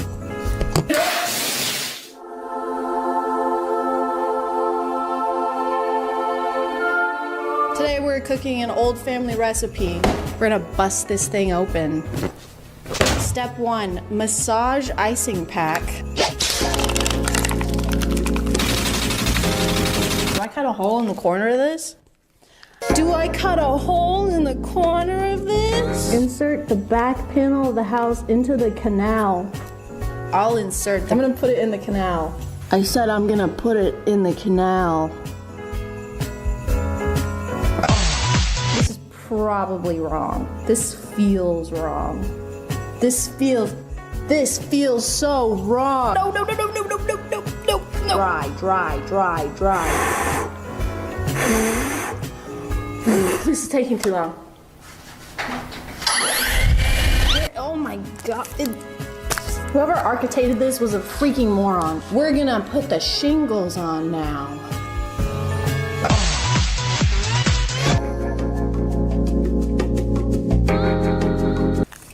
Where's the hole? That's the first time I've said that. No, no, no, no, no, no, no, no, no, no, no, no! Every time I touch it, it falls apart. I gotta go wash my hands.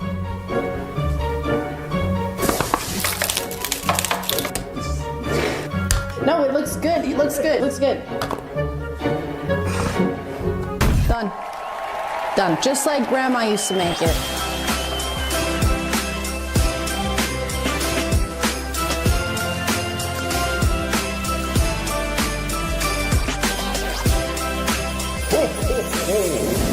I'm gonna call it there. Hey guys, it's Halloween or November, so it's time for scary things. Spiders, ghosts, mysterious illness that causes you to lay in bed for 4 months and get one of your fallopian tubes surgically removed because it's swollen to the size of a golf ball. Zombie clowns! One of my favorite parts of October or Halloween is getting to watch as many horror movies as possible because I love horror movies, whether they're good ones or awful ones, especially if they're awful ones. I also love horror games. One of the only ways I could fall asleep in college was by watching horror game playthroughs on YouTube. I don't know why, there's just something about it that relaxes me. It's serene. It's quiche scent. But I realized despite being a huge fan of horror games, I've never actually played one. It's always just kind of felt like something I should leave to the professionals, you know? Plus, I'm skilled. But today, that's gonna change. I'm gonna play scary games for the first time and I'm not gonna be scared at all. Because I'm gonna try and find the worst ones I can to make sure they're not too scary because I'm still very, very super scared.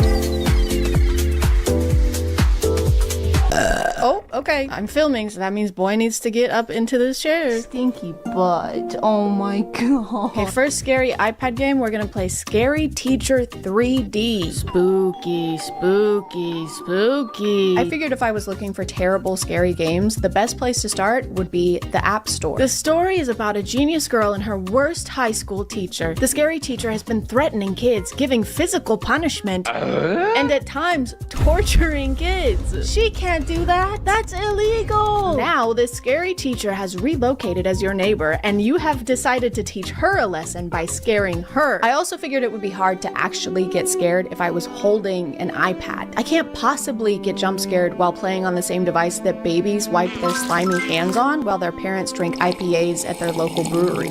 You know what else I can't possibly do? Is not talk about today's sponsor. This video is sponsored by Opera. I know looking at me, you're probably thinking, wow, this girl is perfect in every way and has literally 0 flaws. But that's not true.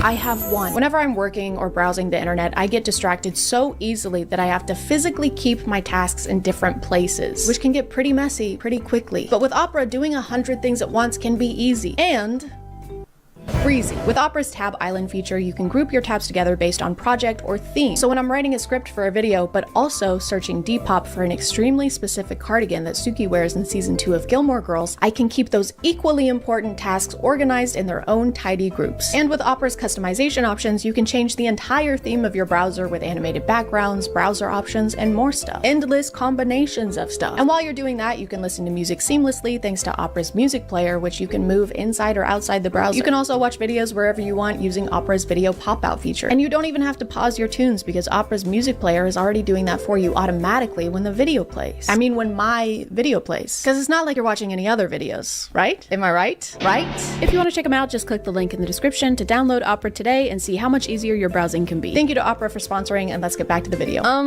No, I don't want your notifications. Notify this. You have to teach her lesson by setting up pranks in-house. Why is this kid kneeling over here like that? Find Mousetrap and place it on the table to torture Miss T. Oh, what a pleasant day it is. She seems nice, low-key. I don't know why we're doing this. Place Mousetrap on the table. Why? Did we do it? Today is the day I make the front cover of the paper. Why does she think she would be on the cover of the paper? For torturing kids? For her trial? Her public trial and execution? I hope. Ah! Oh. My hand! My hand! Yeah! Yeah, that's what you get! Unfortunately, playing games made mostly for children, while it meant they weren't too scary, meant having to deal with the fact that they're basically made to get kids to charge their mom's credit card a bunch of times on accident or on purpose. I don't know if your kid is a little shit or not. I don't know. Use key, hammer, or lockpick. I don't have a key or a hammer or a lockpick. I have to buy. I can't proceed unless I... The scariest thing about this game so far is the f***ing microtransactions. Now we have to ruin Miss T's dress to prevent her from going to her masquerade party. Yeah, that ought to teach her. That'll show her to literally physically torture children. What should I wear to the masquerade party? What should I wear to the masquerade party? Even though this game had its downfalls, at least it wasn't too scary. Like, at least it didn't scare me. Torture. She has a room just for torture. She has an electric chair. Oh my god. And then she has... I will hang you by your tail, you rat! So at least I wasn't scared. Scary dancing lady horror game. Horror game where scary dancing lady is dancing and is scary. Woohoo! No! Don't miss the chance to experience the spine-chilling dance of death firsthand. The horror mystery game that will send shivers down your spine. Okay, our spine is about to be super cold. I honestly wish I could say my spine was chilly during this game, but I didn't get to play it, really, at all. I can't do anything? What, I can't move? Quality training guaranteed? So the temperature of my spine was pretty average. Call me a Colleen Hoover book because of how uncool my spine is. You have been locked. And now we have to watch a fucking ad. King shot? Yeah, because it's definitely not king shit. The frequency of ads in this game was so crazy that I couldn't even walk 10 steps forward without interruption. Find the key. It is somewhere in the room. Conference coverage. I even tried playing in airplane mode and the game somehow transcended the need for an internet connection and just kept feeding me ads. Oh, okay, it's right there. Grab it. Oh, no, no, no. Back again. Hands off my raft and my cup. Are you fucking kidding me? I played the game for 10 seconds. Storm. I don't give a fuck about that puppy. I think what makes the ads so insulting is that they didn't even bother putting sound effects or music or voice acting in this game. At most, I got about 10 seconds of consecutive gameplay, and this is how that went. Oh, why am I taking video? The camera is out of battery. Head to the basement and search for the battery. Why is there... I just found the most fun new game mode inside of Fortnite Mobile. First off, thank you so much to Epic Games for sponsoring this video. Let's jump right into it. So this one I'm actually pretty excited for. This one is Ghost Detector Radar Camera, the only ghost detector app that shows you detected ghosts floating in your home. I was expecting this one to actually be able to scan my environment, but instead it was just kind of this green, hazy plain.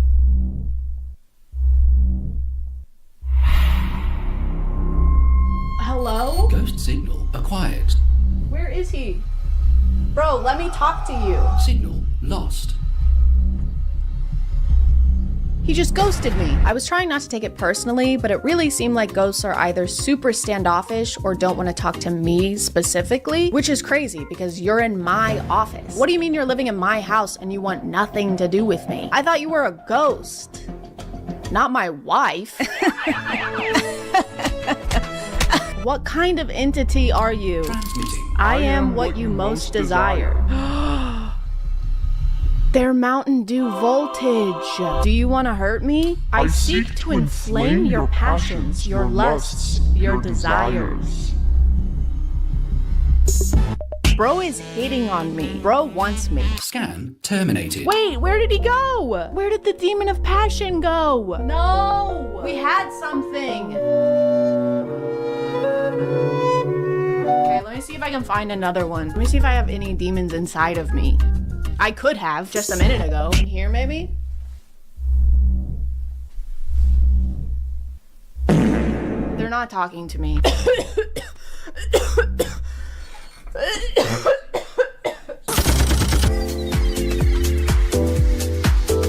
After successfully playing iPad games without getting scared a single time, I decided to step it up a little bit. No more silly business, okay? I decided to take it a little more seriously by playing scary games on Fortnite. Okay, so first we're gonna play this game called The Family, parentheses, horror. This guy kind of looks like the guy from Shameless, you know? So does this guy, actually. And this guy. They all look like, this is the same face. They all have the same face. Probably because they're family. You are a Special Forces officer. Your task is to find and contain a haunted family deep in the woods in an abandoned mansion. You now need to enter the mansion and extract the haunted family in time. We're extracting the haunted family? The spooky, scary family? Why? Why are we saving them? Look at them. I don't want to extract this. I already have some experience with Fortnite horror maps. I played this one last year with my friend Gabby Bell. Horror tubbies? This is so scary.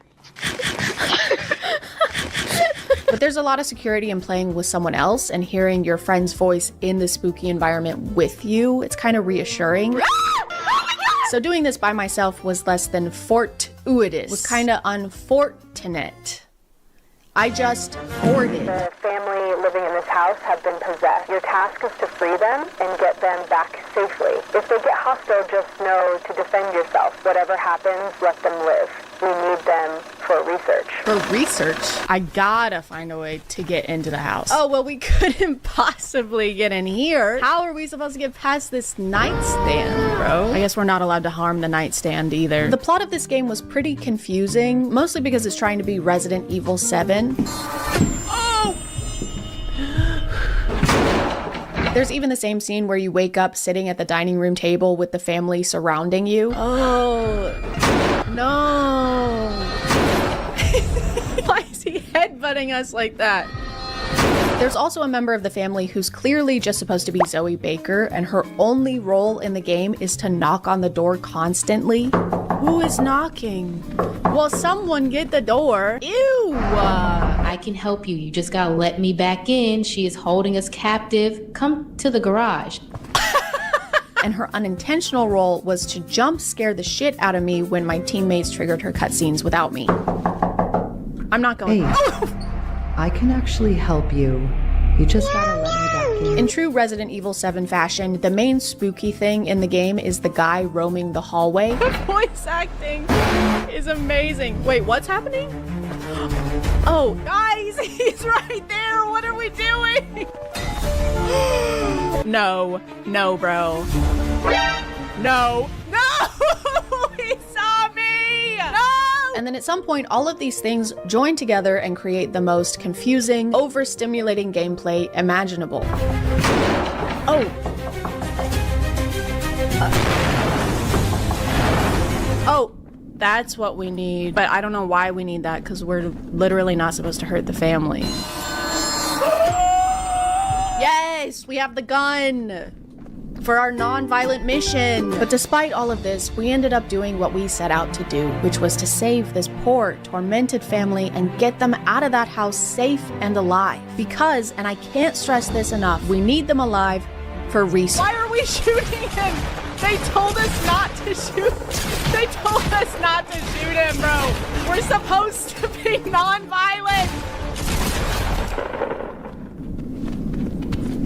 So he's fine, right? Like, he's okay.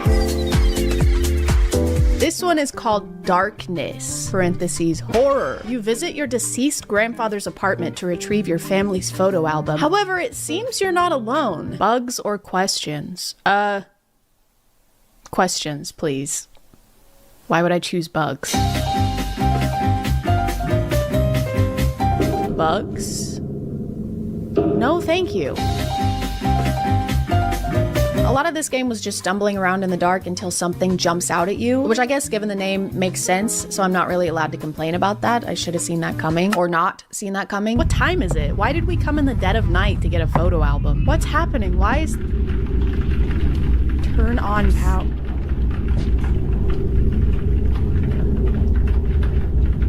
Stop. What is that?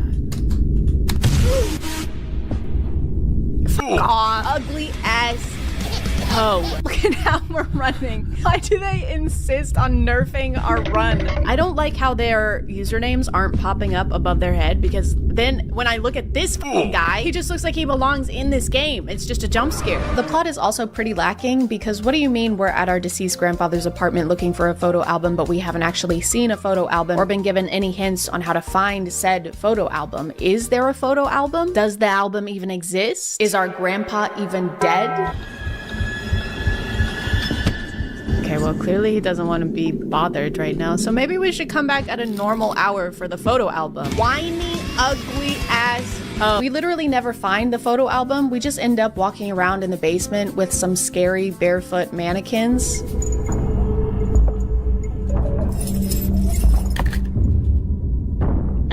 But we did end up finding something even more important. Oh. Guys, I found the bugs. God, bugs. We should really tell someone about this. Michael Jackson Horror 3. I don't know, guys. I don't know how to intro this one. It just is, okay? And sometimes things just is. Even if you don't know how to explain why something is, that doesn't mean that it isn't, or that it doesn't. Because it does. It's just a squirrel. That's a squirrel too. Well, looks like I'm locked inside.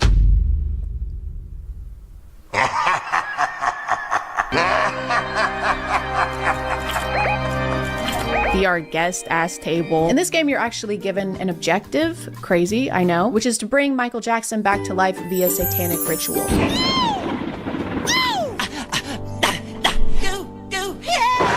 And in order to do that, I have to run upstairs and then downstairs, and then upstairs and then downstairs, and then upstairs and then down. I have hidden the bedroom key into the bath downstairs to keep it safe. Oh, well, of course, that's perfect. That makes perfect sense. Of course, you would keep the key downstairs after telling me to come upstairs to find the key. Look around for clues about the key. Okay, Mr. Jackson, where's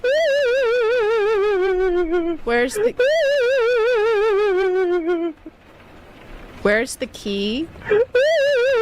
But all of the running back and forth on fetch quests is worth it. The work is important and worth it and has to be done. Find a lighter to light up the candles. Bitch, they're already lit! Take these ones right here and then light the other ones with those. Oh my god. Cursed book. Better pick this up. The worst part of the scary Fortnite games was that after every jump scare, you get awarded XP. Sure hope no one's in here.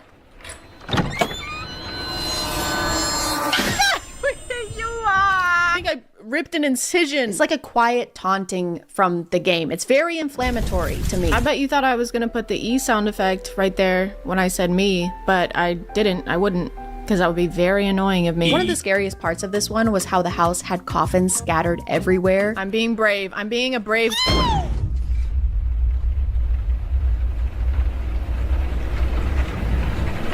Is he dead? I mean, and you had no idea which ones Mr. Michael Jackson was gonna jump out of and which ones were just regular coffins, you know, like the regular ones that everyone decorates their homes with.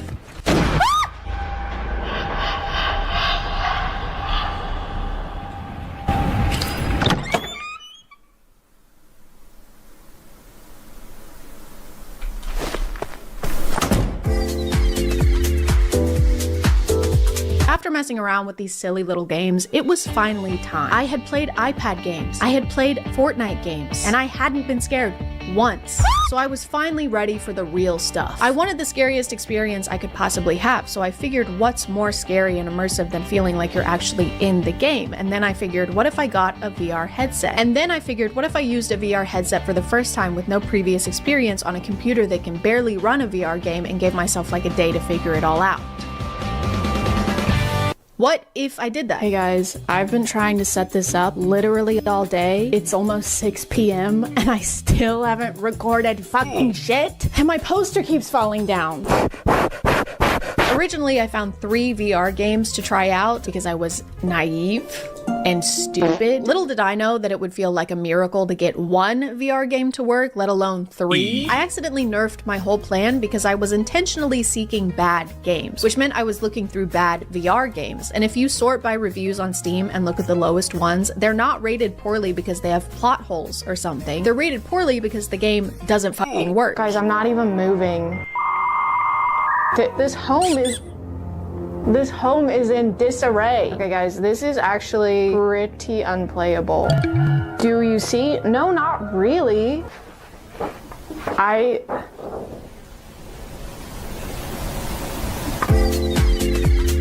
The next game I played was called The Eerie Inn, and we start out somewhere in the middle of the desert with our friend Jen, or maybe my name is Jen, I can't remember. And at first it seems like something happened to cause us to be here walking on the side of the road, like we're tired, we're complaining about walking for so long. I'm gonna collapse if we don't find somewhere to rest soon. We've been walking for the last several hours. But when this guy pulls up in his truck, Jen, or not Jen, reveals that we're actually doing this on purpose. We're big hiking fans.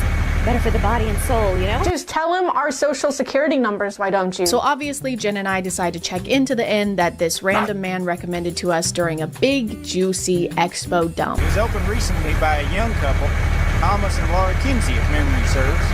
Met them once when they just moved in a few months ago. Came around to fix the electrical wire. Why is he giving us all this information, bro? Excuse me? No breakfast served or any meal for that matter, so you better have brought some food with you. Oh my f***ing god. Put that kid on a leash. Most of the game is just Jen being a terrible friend and sending me to do everything by myself while she sits on her ass and complains. You go talk to them. Oh, and the shower head's broken. Could you ask if they have a spare one somewhere? She just has me doing literally everything. Like, all she's doing is wearing a shower dress. Ah, there you are. Took you a while to get the shower head. You could have done it. I think we need something to properly attach it all together. Could you go downstairs and find something we could use? Bro. Since I'm already in my pajamas, do you mind taking our dirty clothes down there? Please? I swear to God. After we go to bed, my character decides to steal all of the keys from behind the front desk and unlock every single room in the inn. Because something just feels off. I am honestly the problem in this situation. I keep just walking around to people's rooms trying to unlock them. Oh my god. The rapture happened. I don't want to be walking around. I don't want to do that. I'm going down here, I'm going down here, I'm going down here, I'm going down here, I'm going down here. 3, 7, 8, 2. What the hell are you doing? Oh my god, Jesus Christ! Put some shoes on! The morning after I snoop through the entire inn, Jen wakes me up like this. For a second I thought you were never gonna wake up. Are you ready for our little hiking trip? I'm ready for you to fuck the hell off. Also that we can go on our little hiking trip, which is just us walking next to the road again. I think the Kinseys are hiding something. Oh my god, this guy is coming back. The ghost of the boy still haunts the house. I've seen it. At first I thought I was hallucinating, but now I am sure. Very slowly. Yeah, we're huge hiking fans. We just love seeing all the sights. You guys have got to hike down I-40 if you haven't. The views are stunning. The same guy who recommended the inn to us pulls up in his truck again, and he's like, "What are you ladies doing out here all alone?" Everything okay there? Which the first time he did that, I was like, "Okay, sir, that's weird. You're being weird." But this time, he kind of has a point. What are we doing out here, actually? But he lets us know that he's met the owners of the inn before, and our stories just aren't adding up. Thomas Kinsey, white dude, average height, skinny man with a lot of attitude. Guys, I met Mr. Kinsey. He's an African American. He definitely ain't no skinny man. After this astonishing revelation, we go back to the inn. We choose to go back to the haunted inn with the mean people who are not who they say they are. You better have brought some food with you. So honestly, whatever happens next is kind of on us. Okay, she's still got the dogs out, so she's fine. Can you see that I'm shaking? My hands are literally shaking, look. I hate having to open so many... Stop. What the fuck? Why does everyone have a shower dress except for me? Okay, I'm brave, and I can do it. This is just a game. By the way, this isn't real. Shower dresses are fake. Oh, fuck off. Fuck off. Fuck off. The final final scary game I played was called Cinderella VR. And this game may look innocent and fun, but guys, it's honestly terrifying. So if you get easily scared, skill issue, but also do not hesitate to sit this one out. It's pretty tough to watch.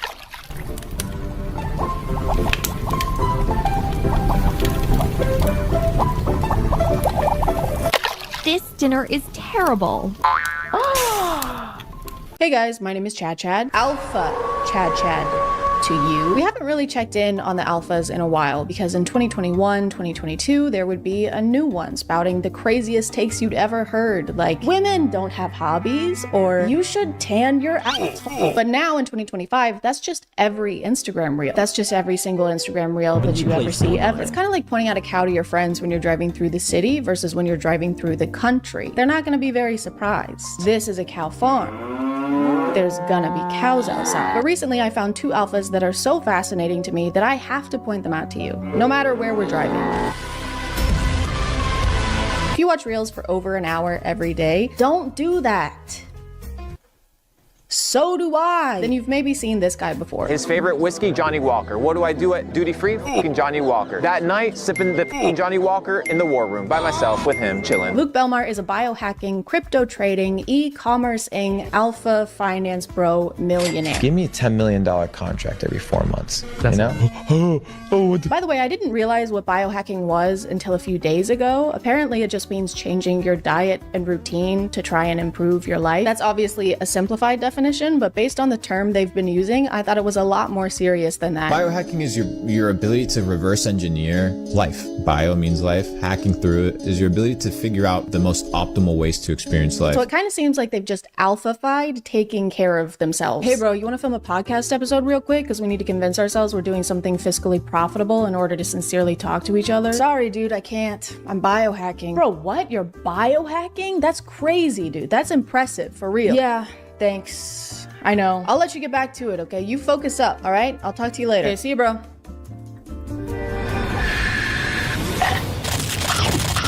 This is actually one of the best apples I've ever fucking had. Luke posts a lot of clips of himself on various podcasts saying things I think are meant to be insightful, but usually make no sense. I think people need to start studying words. Look at a bank, right? What is a bank? Riverbank. Right. What does the riverbank do? It controls the flow. The flow of what? The flow of the current, the currency. If it's controlling the currency, it's also controlling the what? The flow. The flow of what? The cash flow. He's always talking about his success and how much money he has, so he posts a lot of advice to people wanting to become more like him. Wealthy, cool, charismatic. Because those streams were very helpful. Because and a lot of his videos are him explaining how we can start making money just like him. So let's go ahead and dive in. That's foreshadowing for later in the video. It'll make sense later. We'll get to that.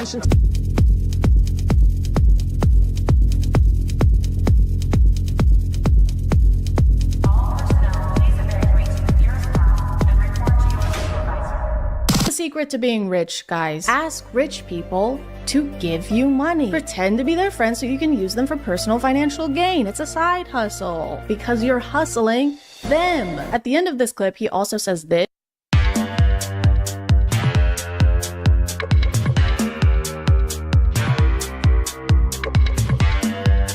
Somehow even worse advice. If you guys want to make money, literally just make money. Print it yourself in your garage. It's all about positioning yourself into prison. Don't worry though, this is not the only groundbreaking advice he has for making money. when was the last time you sat down with a blank piece of paper and just like brainstormed? Ever heard that?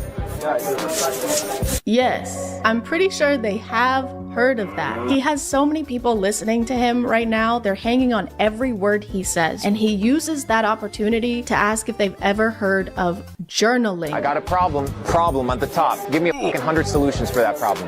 Oh, I don't know what chill the fuck out. What is gonna happen? Relax, G. This isn't gonna help anyone become rich alpha bros. So I feel like he must have some kind of other motivation for trying to get them to use paper. Like maybe he secretly works at Dunder Mifflin. When's the last time you took a piece of paper and just appreciated it? When's the last time you ordered 80 boxes of 8x10 and ultra white? Tipping your salesman 40% has got to be what we're looking for. 1. Go get spring water. Don't drink Dasani purified water. It's gonna fuck you up. Water is gonna fuck me up. 2, once you have a little bit of money, start eating super clean, super organic. Understand that the food that you consume has pesticides, has chemicals. Once I have money, which I still don't have, because that's what this tutorial is supposed to tell me. Don't use a microwave. Microwave, you're literally cooking your food. Microwave will cook food. Neglect celebrities. Don't give a celebrities. They're just dirt. Ignore celebrities, even though we're supposed to be making rich friends, and they probably won't want to be our friend if we call them dirt and stuff. Yo, drop me a $250,000 wire. He's a dirt pig. For someone who's always talking about the meaning of words, I think people need to start studying words. he seems to not understand the ones in step by step. We still don't know how to get rich like him. This wasn't even unhelpful advice. This was advice for after we've done the thing we needed advice for. What's up, guys? Today I'm going to be showing you how to tie a shoe. This is just a quick step-by-step. As you can see, my shoes are already tied. Go fuck yourself. Don't put food in here, by the way. It'll make it cold. Be careful. Is that Chris Hemsworth? Oi, it's me, Chris Hemsworth. Get the fuck out of here, Chris. I'm gonna beat you up. You're gonna be so Thor tomorrow. I think one of the funniest things about Luke, though, is that he is completely obsessed with the Taint brothers. You know, the convicted human traffickers. You know, some of the worst people on the planet, some of the worst people alive right now. He talks about Andrew's brother Tristan so frequently and with so much excitement that it's like he's a freshman in high school getting to hang out with the mean, popular seniors. Tristan Tate got us lit on Blue Label, Johnny Walker, $250 cigars, $500 cigars, right? What an experience. So we're gonna go hang out with them today again. Dude, the guy did a 5-day fast. First thing how he breaks his fast, cigars and whiskey, and still outruns us. What a G, bro. Dude, this guy starved himself, spent $1,000 on consumable goods, and still trafficked women right after. That guy is sick, dude. In the head, he's fucked up. Your favorite car, bro? The red one, the Aston Martin. Tristan thinks well, guys. Critical thinking, I fucking love it. Hello? Who, Luke? Yeah, he's here. One sec. It's Krispy Kreme. They said they want to offer you a job. They said because you're so good at glazing. He didn't even explain his thought process for why this is his favorite car. He just said the color. He literally just said the color of the car. That didn't even take regular thinking. The red one. Luke reacts to everything Tristan says like Tristan is paying him, which he might be. Yo, drop me a $250,000 wire. Tristan Tate, piece of dirt. Allegedly. Most definitely, allegedly. 1000% for sure, no doubt in my mind, allegedly. It's like Luke is on payroll and he's trying to keep his job. I think we should move this filing cabinet over there. Yes. Genius. That's why this guy's in charge, right? No, actually, I hate that spot. That's the worst spot in the building. And I've always thought that. I've always said that. I don't know. Maybe we should move the filing cabinet to my butt? But then it'll be in the way. How will I kiss it? Your butt. How will I hold it and kiss it and make out with it then? It's so crazy whenever people talk about the Taints like they're literal gods because again, they're convicted human traffickers. And second, the least alpha thing you can do is look up to a man. Like, why are you looking up? What were you doing down there? It's also such a public way to announce what kind of person you are to the world. Like, this is where you want to be. This is where you want to end up. This is your guy. Wooly Willy is your guy. I think this gives a pretty good idea of what kind of person Luke Belmar is because wanting to be around the Tate brothers is like wanting to be inside a toilet bowl because it means you're probably a big piece of shit. The water advice is pretty recurrent in all of Luke's teachings. It keeps coming up. You can do Mountain Valley spring water. You can do Avian. Evian, I love Evian. Yeah, those are good ones. Tastes good. Fiji? No. He refuses to drink any regular water. It has to be specifically approved brands of bottled water. And he tends to project this mindset onto others around him. Today I went to the dentist and she's like, can you rinse out your mouth? And I'm like, I'm not rinsing out my mouth with this tap water. Even the monkey knows. Natural spring water, none of this tap water bullshit, bro. The monkey was drinking the water, though. It seemed like it was having a good time until you approached it with the gentleness of a thwomp. See, even monkeys know water is bad. I feel like once again he was inspired by the Taint brothers and Andrew always talking about bottles of water. I mean bottle of water. Bottles of water.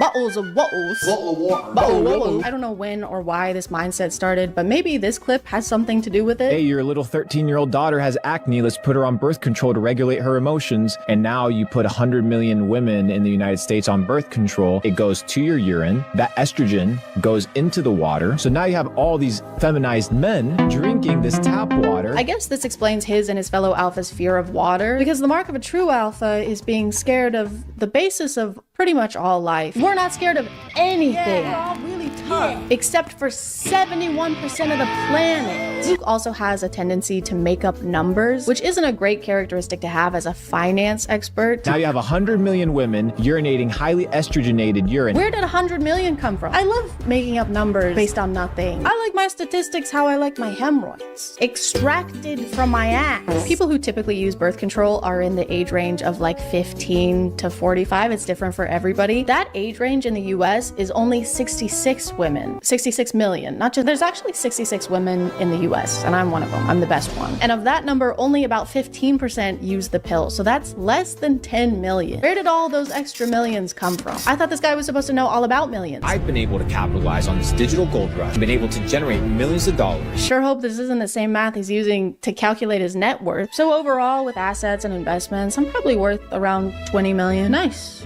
What about liquid? Where? It's actually totally fine that we haven't learned anything of value yet from these videos because Luke has an online course that he sells. Now I can tell you, as a matter of fact, that there's people your age making an absolute fucking killing online, whether it's through e-commerce, drop shipping, crypto. He has an online course that makes him most, if not all of his income. What? Bones, what is happening? Who could have seen this happening? Why didn't you warn us, Bones? It's technically not just courses he's selling. It's actually a club where you get exclusive opportunities to connect with fellow entrepreneurs, which is something you can do on Instagram. All you have to do is comment the words Capital Club, and I'll send you a private link so that you can tune into this private event. Do you guys think it's private? Sorry guys, I just didn't catch if it was private or not. Could you guys let me know if it was private or not? Here are some examples of the exclusive connections you can make after giving Luke and his entourage up to $15,000. What do you guys do? Full-time trading. Full-time trading? Yeah. What markets? Forex and commodities. Where's my commodity? All right, there you go. Connect.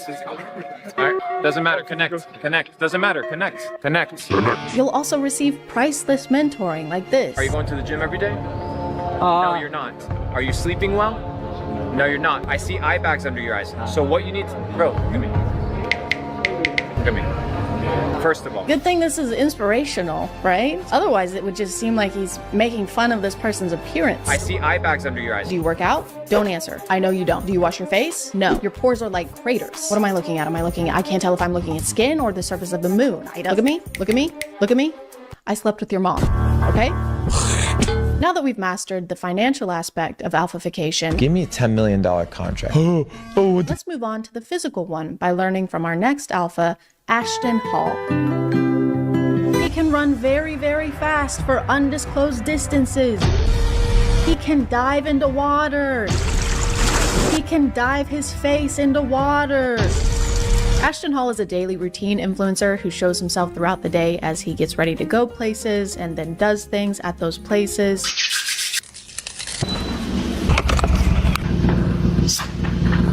By the way, Chris James is how I learned about this guy because I deleted X from my phone. I couldn't stand to be there or look at it anymore. So everybody say, thank you, Chris James. Thank you. Is he gone? Thank God. That guy has 2 first names. Like, how many do you need? Don't be greedy. Ashton has been getting a lot of attention over this last month for how crazy and unrealistic his routine is. For example, he starts the day by waking up at 3:50 or 3:55 in the morning.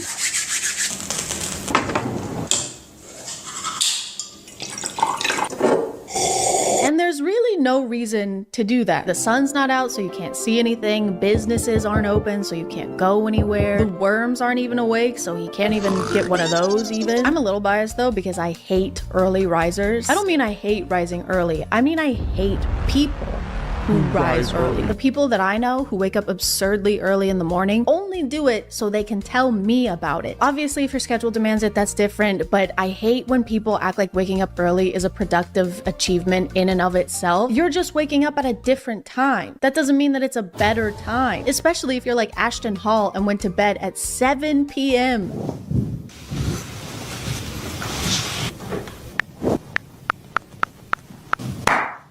Actually sleeping more than most people. He goes to sleep at 7 and then doesn't wake up until 3:50 in the morning. That's almost 9 hours of sleep. Why am I doing so much math in this video? His morning routine video that went super viral says this in the caption: day 191 of the morning routine that changed my life. 3:50 a.m. to 9:30 a.m. Sin lives late at night. If you're dealing with a weak mind, bad decisions, or lack of productivity, go to sleep early. Sin lives late at night. It's still night when you wake up. Sin is still around. He says variations of this phrase a lot. Brother, what do you mean, how do I wake up at 3:50 a.m.? Listen, I go to sleep early because temptation lives late at night. But if your willpower goes away the second the sun goes down, you probably have really weak willpower. You're still the same person no matter what time it is. So if you're making bad decisions, you can still do that during the day. Hey, you want to be in this 70-person orgy with us? There is nothing I'd like more. Sure. I can't even begin to express how much I want to do this and how long I've wanted to do this and how much I appreciate you asking me and including me in this. What time is it? It's 5 a.m. I can't do this. But you just said you were gonna— I'm not that person anymore. It was 10 seconds ago. Ashton spends the rest of his mornings doing various things between each round of putting his face into ice water. Dipping his face into ice water is kind of like his checkpoint throughout the day. And he only does it with this specific brand of bottled water. He doesn't use tap water.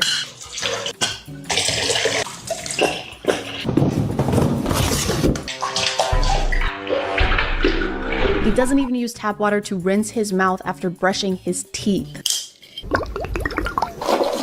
Luke Belmar is beaming. I'm not rinsing out my mouth with this tap water. He's smiling with his teeth that are untainted by regular plain water. The only taint in his mouth is Tristan's. Sometimes Ashton will show himself doing his skincare and hair care routine.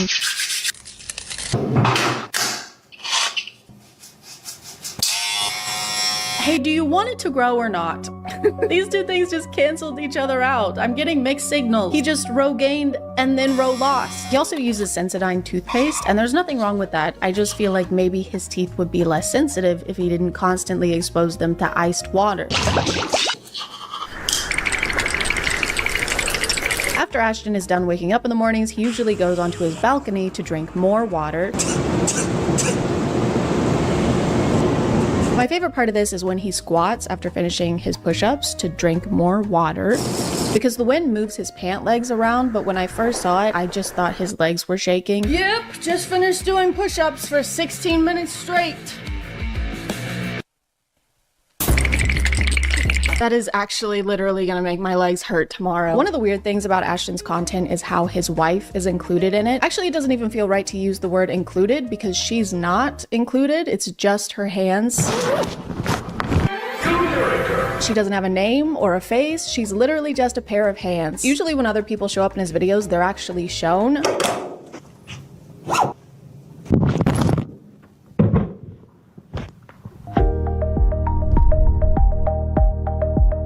But not her.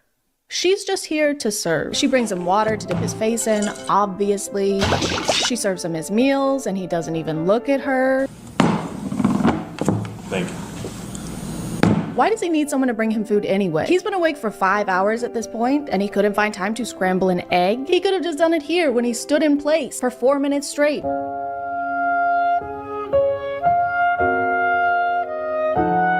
He could have just stood in front of an oven instead, or a stove. I mean, can you cook eggs in an oven? I don't know. My wife makes them for me. His wife's hands also pick up his messes. They clean up after him. She cuts up his bananas so he doesn't have to eat them the gay way. She even has to dress him sometimes.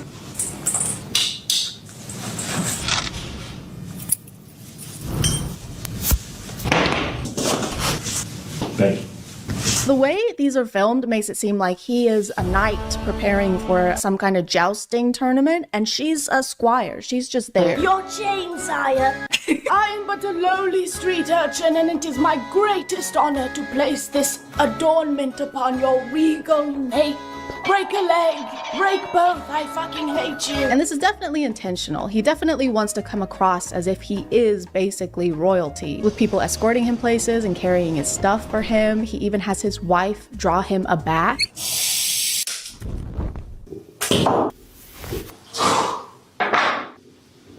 Thank you. And it works. He definitely comes across that way. He does seem like he's royalty because he's a little princess. Ashton is also a self-acclaimed fitness coach, so he shows us a lot of his workout routines. And I say self-acclaimed because literally anyone can say they're a fitness coach. You don't have to have any kind of certification to say that. You also don't need any kind of certification to have an app where you sell fitness courses for $20 a month or $90 a year. You can just do that. Fitness coach. Yeah, he's fitness coach into the back of his car. The production quality of his running videos is insane. They have 2 camera rigs set up in 2 different cars so they can drive on either side of him and film him running in super high def. They've got him in slow motion, he's covered in sweat by the end, and you would be too if you ran for less than 10 minutes. Less than 10 minutes. He doesn't even run for 10 minutes. He starts running at 7:27, and by 7:36, according to him, he's done running. He's done standing too. He's in the air. He already did 4 minutes of that this morning. He doesn't need to do any more. He spent more time prepping and traveling to this location than he did running at this location. He could have just run down the stairs at his building instead of taking the elevator and saved himself like an hour and a half.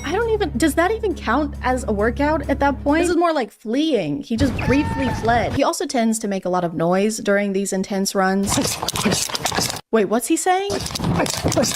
Guys, he's saying ice. Guys, he's scared of the ice water. That's why he's running away. His teeth can't take it anymore. Oh my god. The hands must be controlling him. They're making him do this. She's not serving him. She's serving torturous villain, baddie, bitch, pussy, slay, mother, The only reason guys like this are able to maintain these routines or waste time talking about what kind of bottled water is best Fiji? No. is because they're already rich. They didn't get rich because of these routines. They have these routines because they are rich. They have someone doing their chores for them. They have someone taking their car to get their oil changed. They don't do regular people stuff. They're bored. They've got to do something. Just make sure you're not comparing yourself and the things you're doing to these optimized alphas or anyone online who seems like they have a productively maximized routine. Because first of all, there's no such thing as a perfect routine. We have butt cheeks. It's not that serious. And second of all, they're easy to fake. Even I could fake the perfect routine if I just took everything I've learned from Ashton and Luke today and combined them. And I'm gonna do that. Right now.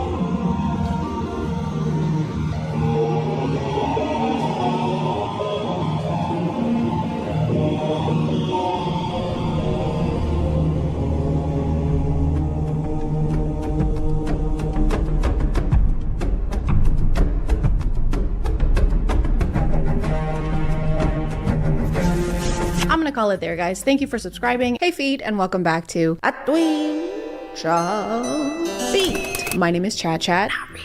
And have you ever wanted to make a bunch of money without having to raise a single toe? Then this is not the thing for you. You do have to raise a toe. You have to give birth to your toe and nurse it, swaddle it in a little dough blankie and cover it in mustard. Eat your toes.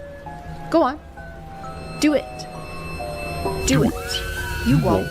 There's just something about companies that advertise exclusively on TikTok that make me go, huh, why are they doing that? I wonder. Probably a good reason. I trust them. A good example of this would be Bang, the Bang energy drink company that would sponsor TikTokers and not really care if they disclosed the sponsored aspect of the videos. I've always wondered what would happen if you trapped smoke inside of a box, so I tried it for myself. And it could be a little difficult to tell sometimes because the drink wouldn't be incorporated in an obvious way and would just kind of be sitting in a corner somewhere. Kind of like all the Coke products in Footloose. A terrible movie, by the way. I don't care if it's a classic. The pastor's daughter should have been the main character. She was already dancing before he showed up, and then she researched and wrote the argument that resolved the entire movie's conflict, and he got the credit for it. Kevin Bacon was basically a puppet in high-waisted jeans. Anyways, so my girlfriend got dummy rich from Thief Finder.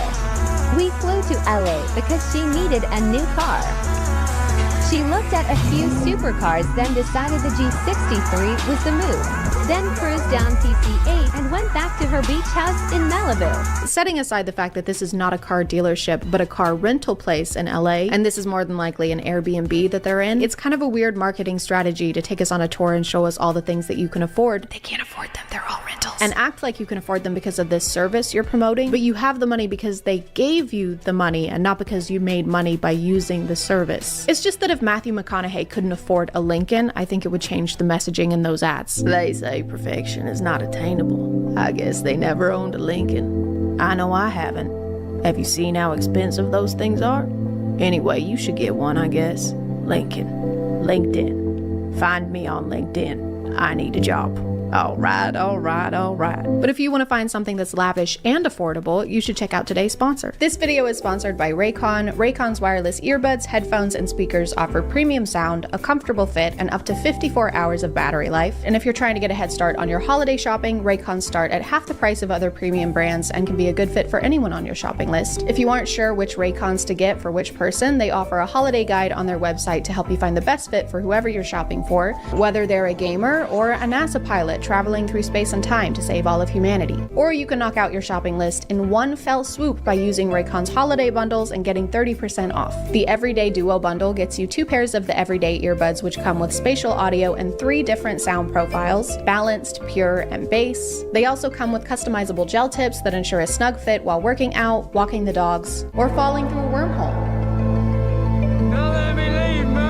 If you want to check them out, just click the link in the description or go to buyraycon.com/ChadChad to get 20% off site-wide or 30% off holiday bundles. Thank you to Raycon for sponsoring today, and let's get back to the video. If you already have a mansion, which who doesn't, you can also use Feet Finder to pay off your student loans. So my first paycheck from Feet Finder just came in today, and we're gonna use $100K of it to pay off my roommate's student loans. Oh, what is this? Student loans, bro. This is the only way you're allowed to pay off someone's student loans. Hey, so you mean a lot to me. Aww. And you've always supported me. Of course. So I wanted to show you some love in return and throw a leather bag at your head as hard as I can. You do that for me? Feet Finder came through, I got you. No way. What, from Feet Finder? Yeah. Yo. Yeah. Yo, come downstairs, come outside real fast. Okay. What could that have been? Oh no. Bro! New whip? This is yours? All the money that you gave me? I blew it. Aw man, instead of paying off his student loans, he bought a car, van, truck thing. If the human centipede was made of Jeep Wranglers, that's what he bought. Imagine giving someone $100,000 and then they go out and buy a real life-sized Hot Wheels car. So the plot is a little convoluted, but they do manage to say the name of the website at least 5 times throughout the video. Feet Finder, Feet Finder, Feet Finder? Feet Finder. If you make $100 grand using this website, that's incredible. Kudos to you. Kudos to your toes. Kudos. It's just kind of weird how they keep shouting out the website. Like, you don't usually shout out your employer every time you get paid. Just got my first check from the sperm bank. Oh, nice. Yeah, I'm thinking about getting the ugliest car imaginable. Wow, is that a good idea? I mean, the sperm bank's got me covered. Covered in what? Dude, what? Why are you, like, coming for me? But I'm not coming for you. I'm not trying to. You should be coming for the Rosewood Sperm Bank on 24th Street. Business hours 8 through 5, closed for all of November. Some of the promos have this fun little spin where the person making money from the website is using someone else's pictures. You coconut head, what is this? It's my paycheck for Feet Finder. Oh my god, I cannot believe you are uploading fake pictures on the internet. Mom, it's not mine. It's my brother's. Your son's, you know? I take it when he's sleeping. If you don't want to use pictures of your own grippers, that's okay. Just use someone else's without their knowledge or consent, like a crime. Babe, what did you just say? You post my what on where? I just posted your feet pics. Why are you posting my feet pics on places?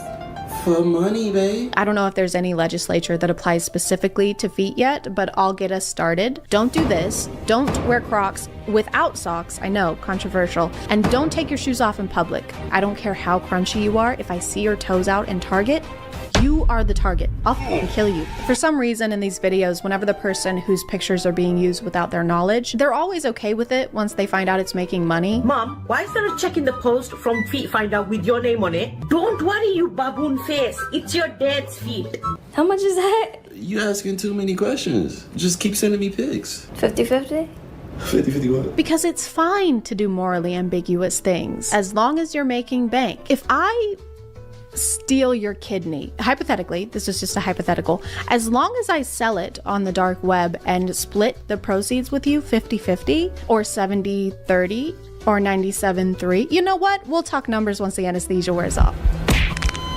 The brand has to approve these before they can get paid. So the actual company looked at these and said, good, this is great. We approve of this. It's good. And it aligns with our mission statement. That gets the stamp of approval. Another method in some of the promos is to integrate them into street interviews. They're usually in the ones where the guy goes, how much money do you have in your bank account? $400. And what do you do for a living? Your mom. Awesome. Thank you. Oh my God, that's that girl from the last Feet Finder video. Do you remember me? How's work been? Good, good. Still making that bag. Just paid cash for a new car, so. Damn! What kind? Alfa Romeo Giulia.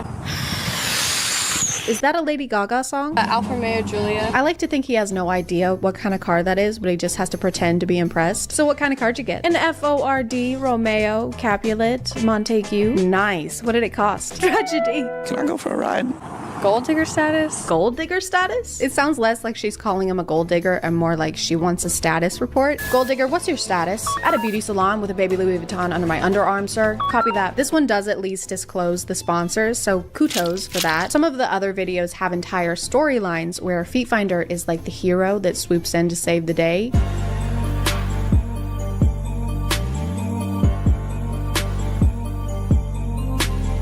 Don't you hate it when you're playing video games and your girlfriend feeds you raw macaroni with one of those washcloth tablets that you have to put in water? So she's sad that they can only afford one pair of socks.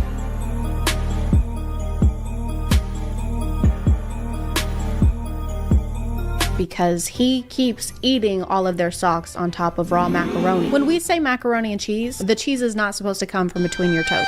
So he ate all their food, took her socks, and then when he sees her crying, he says, babe, I know what will solve your problems. A side hustle. Dude, you are her problems. She's literally giving you the shirt off her back. If her shirt was socks and her back were feet. There's a few like this though, where the wife or girlfriend is unhappy or they get dumped and then they find Feet Finder and it transforms their life immediately. Yes, I own 2 mansions and a car that has more prefixes than Rosetta Stone, but before I found this company, my life was miserable. My husband would force feed me sweaters on uncooked penne. And they weren't even cashmere. At this point, you might be thinking it's a little bizarre that this company is exclusively advertising to people who would want to post pictures and not actually buy them. And it might be because that's who they're making a lot of money from. You have to pay to use the website. You can pay $5 a month for a basic subscription or $15 a month for premium and unlock all of these crazy perks like direct messaging or profile customization, things that are definitely perks and not just things that a website should have already. So these ads are less trying to get customers and more trying to be like the finance influencers that tell you they made all their money trading Forex, but then charge you $500 for a course they filmed in their garage. This is how I made my money. This is how I can afford a new Tesla every year. This is how I moved out of my parents' house. Honey, did you take out the trash? Honey?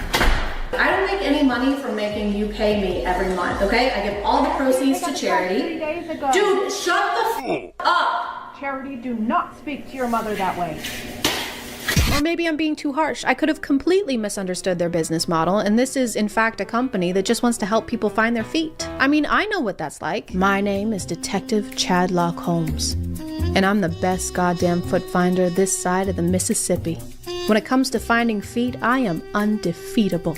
People always ask me, how do I be more like you? How do I become the world's greatest detective with the world's greatest hits? And I always tell them, you can't. I've been finding feet since I was 2 years old. I can sniff them out in a snowstorm. I can hear them coming a mile away. Platform Doc Martens, size 6.5, mid-calves. No, thigh highs. But it's not always glory and sleeping with the hottest people alive. Sometimes this job is tough, real tough. I'm sorry, ma'am. I was too late. Josiah! Why do I have to be so damn good at finding feet?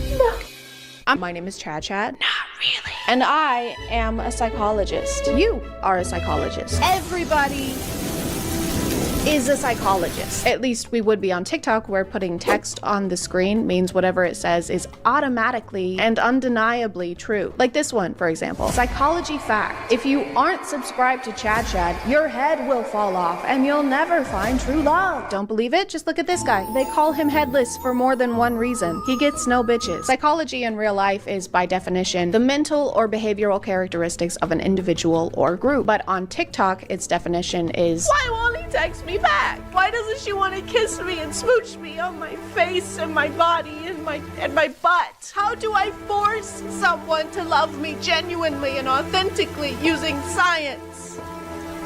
Tell me! And so a lot of TikTok psychology is focused more on love or how to handle social settings, which is less psychology and more just advice. Psychologists make studying human behavior their life's work. I don't know if they'd want to weigh in on whether your crush likes you back or not. That's kind of like hiring an architect to install your IKEA shelves. A little lower. A little lower. Just a little I bit helped lower. design the Empire State Building. I can't get any lower than this. If someone looks at you while they are laughing, they are attracted to you. If someone laughs at your joke, they totally want you. Doesn't matter who you are, where you are, it's going down. And then she said, no, that's a barracuda. Ew, dude. I'm sorry. Don't look at me when you do that. It was a funny joke. I couldn't help it. We're cousins. Oh my God, you're right. I feel sick. Are we going to jail? I'm gonna throw up. Psychology facts. Your school years are either the best or worst years of your life. This is really good because I was just wondering, are my school years going to be the best years of my life or the worst years of my life? And then I read this and it didn't answer either of those questions. Whoever wrote this fact is the last person you want in charge of a weather report. Over here we have a 50-50% chance of rain, which means it either will rain or it won't. We also have a 50-50 chance of a level 5 hurricane, which either means you and your family should take cover or go sit under some really, really tall trees. When someone starts thinking about you sexually, you may feel their presence even if you are miles away. So you become like a horny telepath. Yeah, I've basically got like a built-in Cerebro, but instead of detecting mutants, it detects big old boners. They call me Cyclops because of all the one-eyed monsters I find. There's a lot of comments agreeing with this and saying that they've also experienced it. I have felt this many times about the same person. Truth, and my ears are constantly ringing. I think you guys might have a medical condition. You don't have a psychic link, you have tinnitus. Man, Casey sure does have a fat ass. That is one massive dump. She's got a colossal wagon, a tumultuous fart bucket. That's a prodigious derriere right there. Psychology facts you don't know. The first to apologize is always the bravest. The first to forgive is the strongest. The first to forget is the happiest. I didn't know those metal signs from Hobby Lobby were 100% psychology facts. Psychology fact. Always be yourself. Unless you can be a dinosaur, then always be a dinosaur. Psychology fact. Farmhouse. Psychology fact. Gather.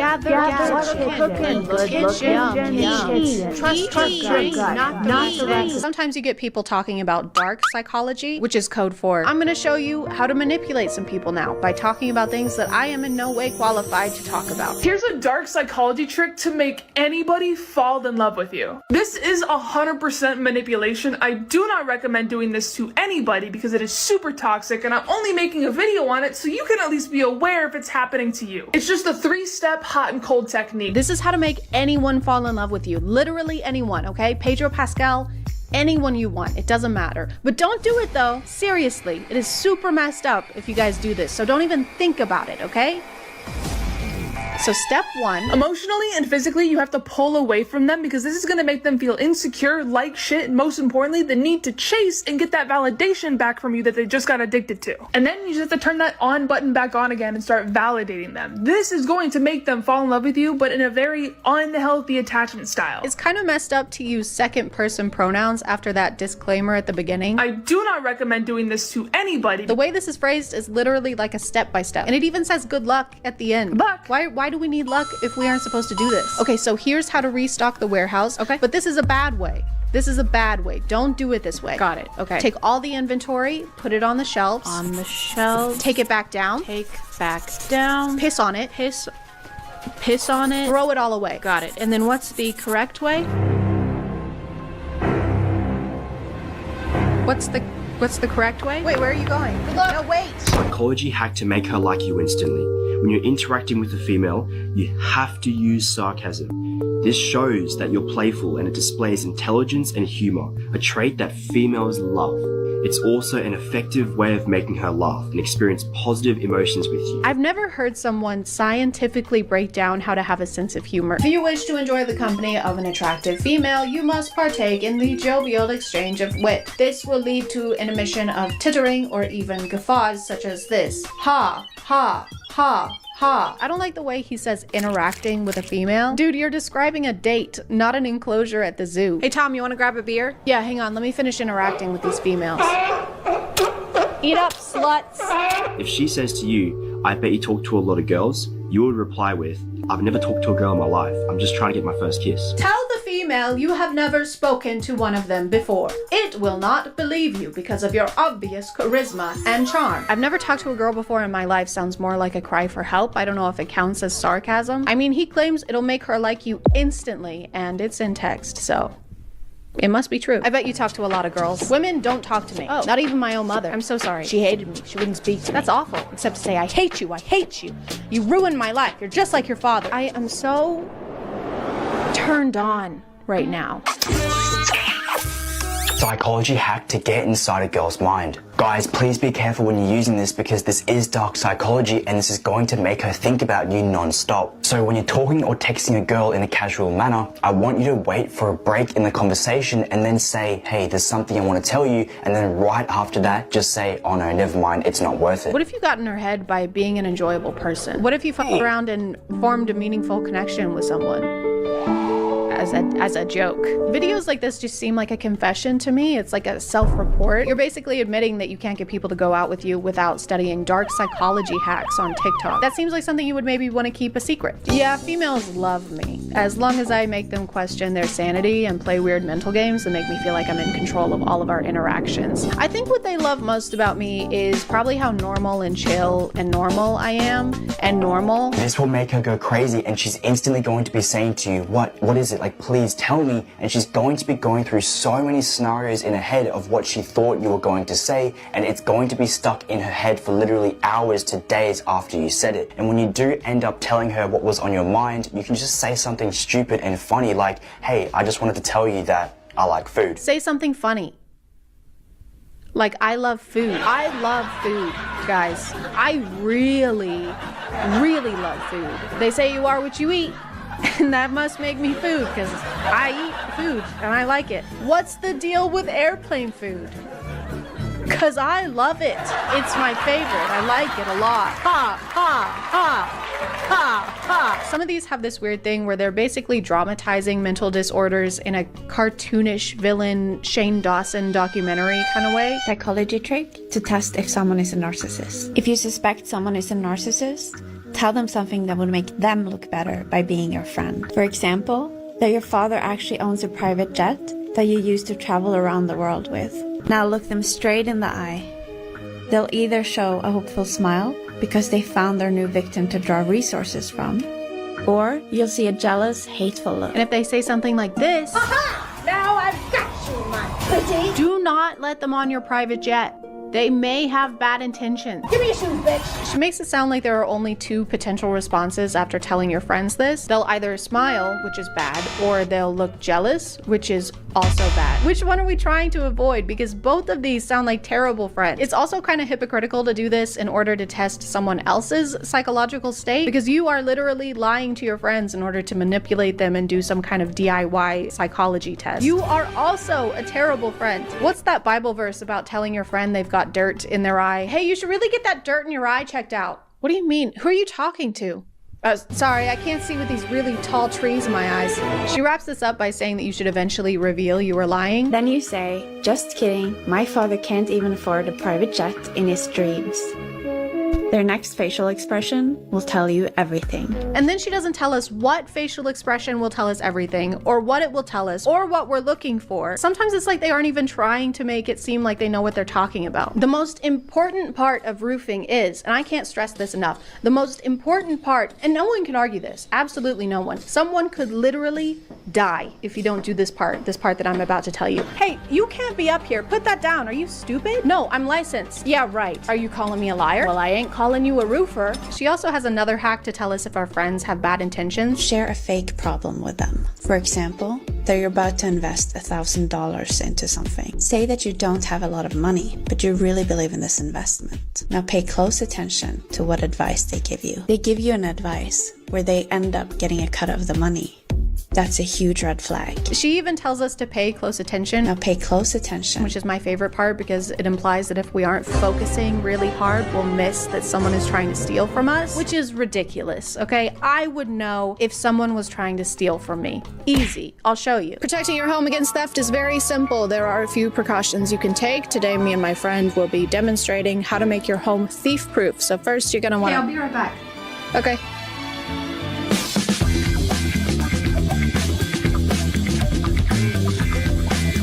First, you're gonna make sure all your doors are locked at all times. Windows also need to be locked. Keep everything locked. Number 5, get a good safe. Safes are great for your most valuable items. For example, watches, jewelry, your laptop. Sometimes it's a good idea to get up close and personal with your home to make sure there are no weak spots that could become entry points.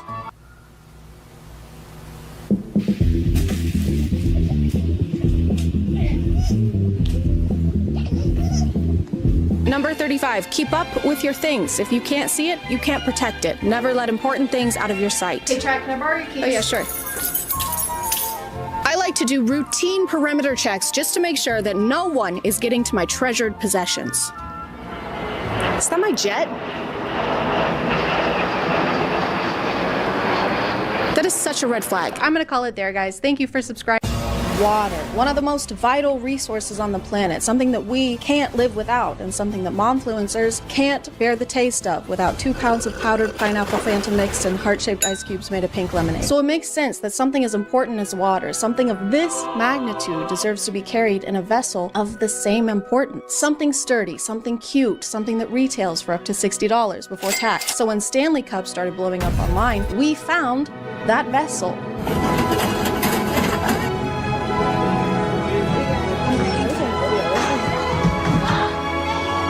For the past year or so, I had never really heard of Stanley Cups, and if you still haven't, Stanley Cups are to Hydro Flasks what Hydro Flasks are to Yeti Cups. I feel like I need to have something in my hand. I can't do this without something in my hand. Oh, perfect. Aww, bestie. Every few years or so, there's a new water bottle brand that everybody wants for Christmas, and if you don't have it, you're a loser. Oh, so you just want to drink water and you don't care about how on trend the container holding it is? That is so thirsty. Like all the brands before, Stanley makes water bottles, but their bottles have a little handle on the side, a little thing to grip, so that you can finally handle the grippy.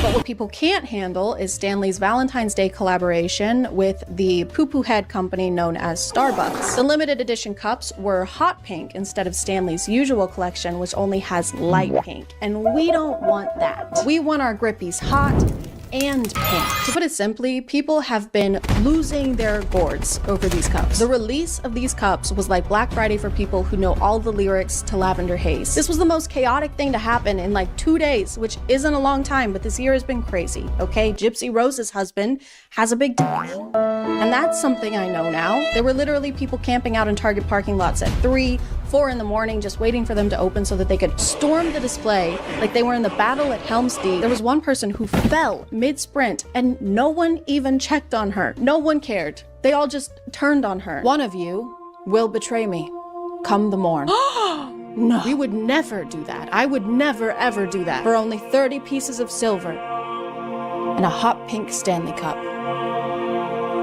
They made a pink one? Well, hang on. I mean, why wait until morning? Guys, he's in here. No, wait, that's not. Sorry, man, they're BPA free. Yeah, come on, don't be cross. Judas. Someone who thinks about people running through Target like this is that I can almost guarantee that every one of them already has a Stanley Cup. There are people who collect Stanley Cups like Pokemon cards. I've talked a little about skincare on TikTok and how people will have ridiculous amounts of skincare products that no one person would ever need. Some people do the same thing with Stanley Cups. They'll have cabinets dedicated to Stanley Cups or walls with shelves crammed full of them in every possible color to go with their different outfits. There are at least 32 cups in this picture. One person does not need that many cups. I've heard 2 girls only need 1 cup. I heard that somewhere. The Valentine's Day tumblers were $45 and they had other ones for less money, like the shorter ones, but nobody cares about those for some reason. No one cares about the short kings, even in drinkware. Shame on y'all. After all this crazy stuff went down, Target had to start making systems to try and avoid the chaos. In a lot of videos, they sell out in literal minutes.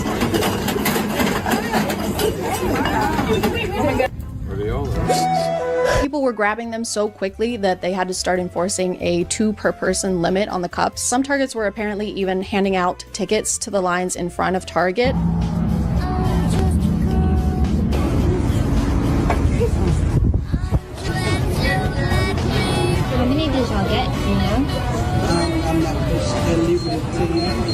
And if you didn't get handed a ticket, you can't buy a cup. Like, there's no point in you even going to the display if you don't have this ticket. You basically have to win the lottery to buy one of these cups. Actually, it's not even like winning the lottery. It's like having to win a lottery just to be able to buy a ticket to win the lottery. Hey man, how's it going? Can I get the Powerball? You got a ticket? Not yet. No, it's the Powerball. You gotta have a ticket to buy a ticket, okay? I don't care how powerful your balls are. Some stores had cops guarding the display, and you might be thinking that's kind of overkill. It's not like anyone's doing anything illegal. Think again. Think twice. Think.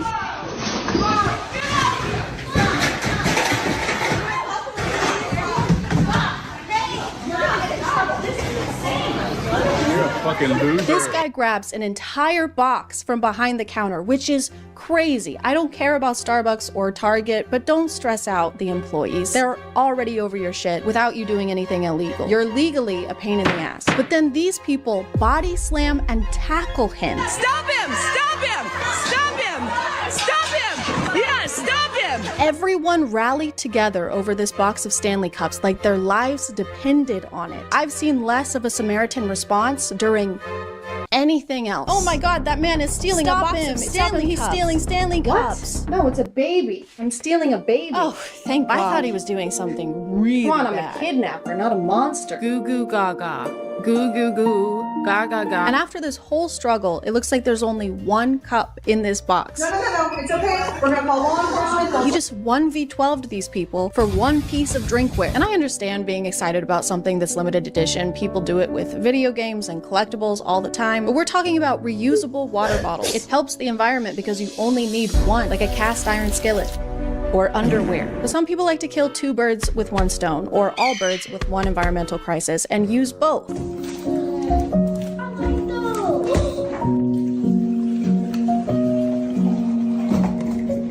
On the bright side, this is more efficient. This way, the plastic will end up in the ocean faster. Time is money. Money is Stanley Cups. My leg itches and my hand is sweaty. This is just insulting, because if you're gonna use plastic water bottles, at least use them. The environmental impact can't be for naught.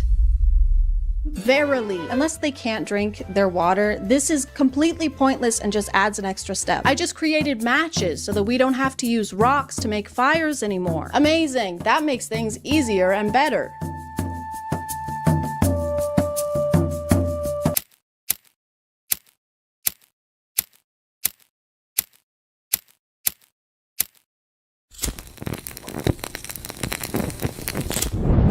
That was way easy. So convenient, right? I know they want the aesthetic, so that's why they have to pour the water into the Stanley, but it's also so they can use the Stanley bowl attachment thing.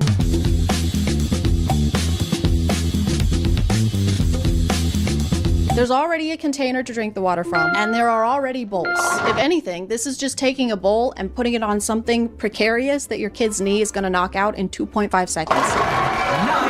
And if you take too many grapes from one side, the whole thing will topple over. This is like putting your toddler's food on top of a Jenga tower. And that's another thing about Stanleys, is that people like to make accessories for them, which if you take into account the people who think of these as accessories and buy different colors to go with their outfits, this is accessorizing an accessory.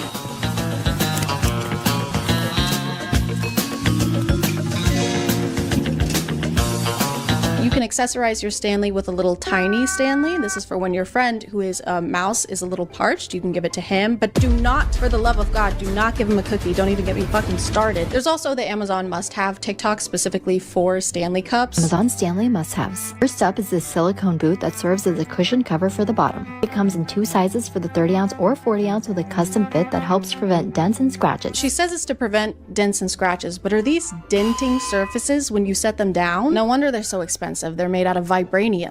He's right behind me, isn't he?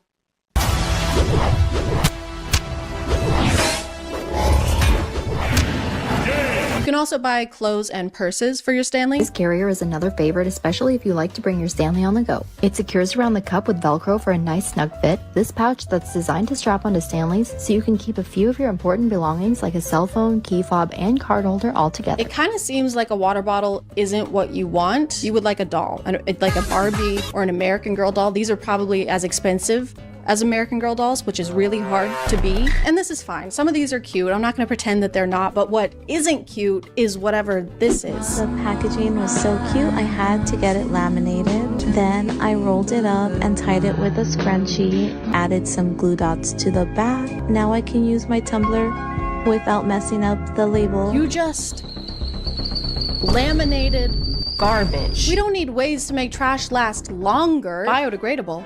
That's for betas. That's why in 2024, I'll be making garbage immortal. Vote for me, and the only degrading you'll see is in the bedroom. And your quality of life.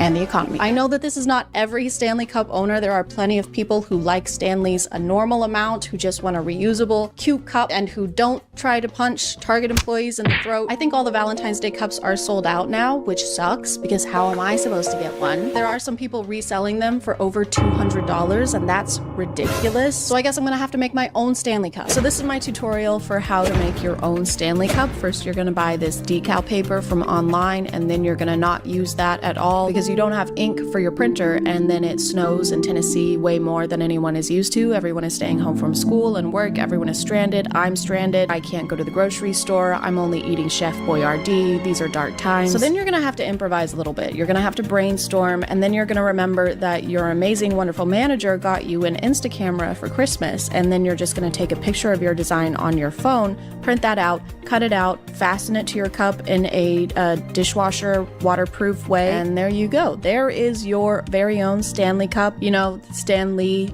like the guy, laugh. Then you're gonna test it out. You can take it with you places as long as you don't go any places because you're stranded. And I know what you're thinking. You're thinking there's no lid and so it's not gonna be spill proof, but that's actually not factual at all. It is spill proof. Whatever fun things you're up to, you can take it with you. It's just that kind of cup where it's kind of like a companion. It's kind of sentient. It's like its own being. Sometimes it speaks to you, it talks to you, it whispers in your ear at night. You can take it with you when you go sledding in the snow, or you could if you had the fun kind of snow and not the kind of snow that's just sinks down every time you step on it. But the Stanley Cup finds a way. There is always a way to have fun with a Stanley Cup, with this Stanley Cup that you made. So yeah, if you happen to have all these ingredients laying around your house, highly recommend making your own Stanley Cup. That's about gonna do it for me.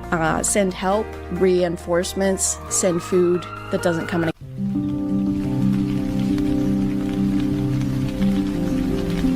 Stop, don't eat that. Who are you? Are you me from the future? I'm that sandwich in the future. My lunch? My name is XASH-A12. Okay, but what does that have to do with my sandwich? XASH-A-B, I'm sorry, what was it? It was XASH-A12. Look, if you eat that sandwich, the world is done for. Okay. XASH-Ford F-150. Do you have a nickname? Absolutely not. Okay, vitamin B12. I feel like you just want to steal my food. Why would I need to steal your food? My dad is Elon Musk. Okay, well, don't do this. Ha! I knew it would. Hey guys, and welcome back to My name is ChadChad. Not really. Is it welcome back though?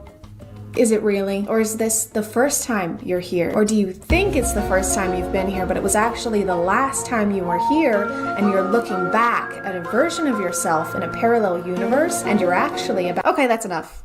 I'm sorry. We're watching time traveling TikToks today. I've recently stumbled upon a new side of TikTok that I much prefer over the endless bodyguard POVs, which I'm still getting a lot of, by the way. And there's a lot going on over there. Time traveling being just one of the many stuffs. We've got conspiracy TikToks, horror TikToks, those scary underwater videos that I hate but cannot stop watching. I think it's because I have zero knowledge of what's actually down there. So you could show me a picture of any weird looking creature and tell me it was from a deep level of the sea and I would believe you. Hey Chad, check out this new creature they found at the bottom of the ocean.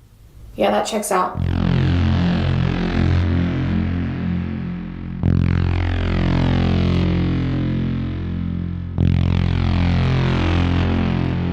May 27th, 2021. Well, it was a Thursday, so that's pretty big. No, wait, they were right. They were right. It was National Great Popsicle Day. Damn it. I missed it. That gives you a pretty decent idea of what these TikToks are, though. It's a faceless creator, usually, making these really bold claims, trying to convince people that they're time travelers, which kind of reminds me of that person around March of last year who made that TikTok claiming to be psychic and saying that we were going to have a vaccine by April and everything was going to be back to normal in a couple months. And it's so funny to me because now she's just making like TikTok dances. How do you come back from that? Like nothing ever happened. Oh yes, I can see it now. You're gonna die tomorrow. What? How? I'm seeing a boat or a car or a heart attack. 2 days later. Hey, you said I was gonna die yesterday. Oh. I spent all my savings and I gave my house to my brother, and he's a dick. He's not gonna give it back.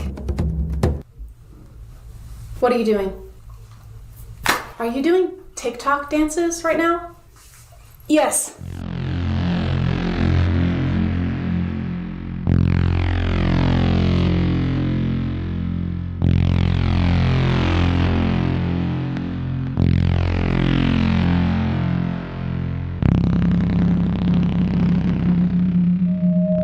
Okay, so far this is just the plot of Chosen Ones by Veronica Roth, the one who wrote Divergent. I really hope when the world ends it's not structured like a Veronica Roth novel. The world is in shambles, and I'm the only one who can fix it. I'm a normal, everyday girl who's gonna be played by a stunning, flawless actress. I'm not like everyone else. I'm weird. I'm a weirdo. I don't fit in. Because I actually don't remember what her special ability was. I guess she could just dream. Well, I'm Tris. My boyfriend's name is a numerical value, and I can dream pretty good.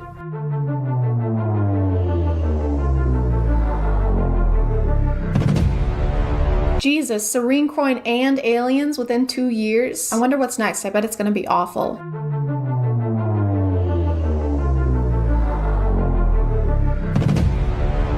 Oh my god, an earthquake. Not gonna lie, it kind of pales in comparison to full-on aliens.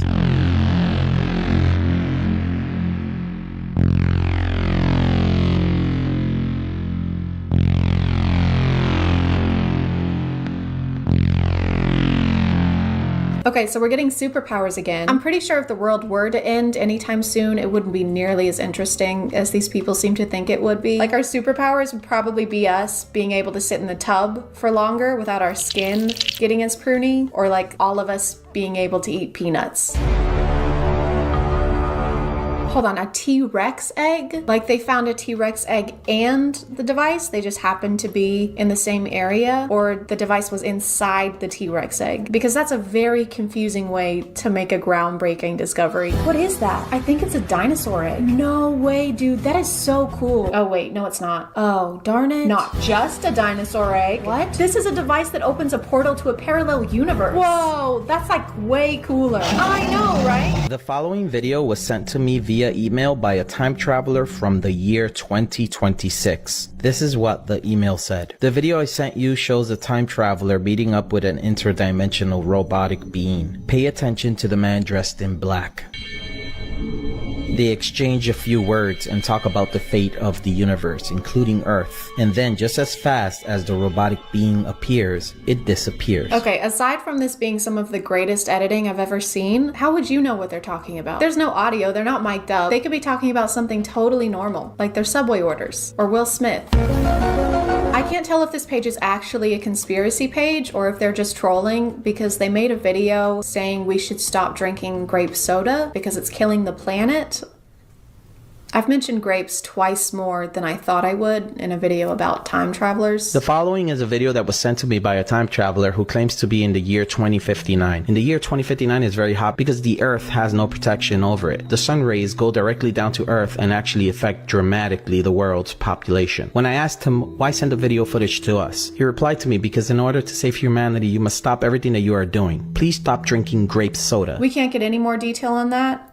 Just stop drinking it. As far as sodas that have the power to eradicate humankind, grape soda wouldn't have been my first guess. It would have been root beer. That shit is rancid. There's no way it isn't destroying the ozone. When humans reached the moon for the first time, they did encounter some of the Marchulians. And in fact, humans mixed with Marchulians and had babies. Those babies went back to Earth on a secret capsule. This whole account is just really bad CGI or a screen grab of a futuristic looking video game while he talks over it about something bizarre that happens in the future. Yeah, so whenever you want a burger, you can grab these packets with a picture of a burger on it, right, and put it in a future microwave. Wow. And then bam, what do you have? I'm gonna guess a burger. Wrong, it's Jeffrey Bezos.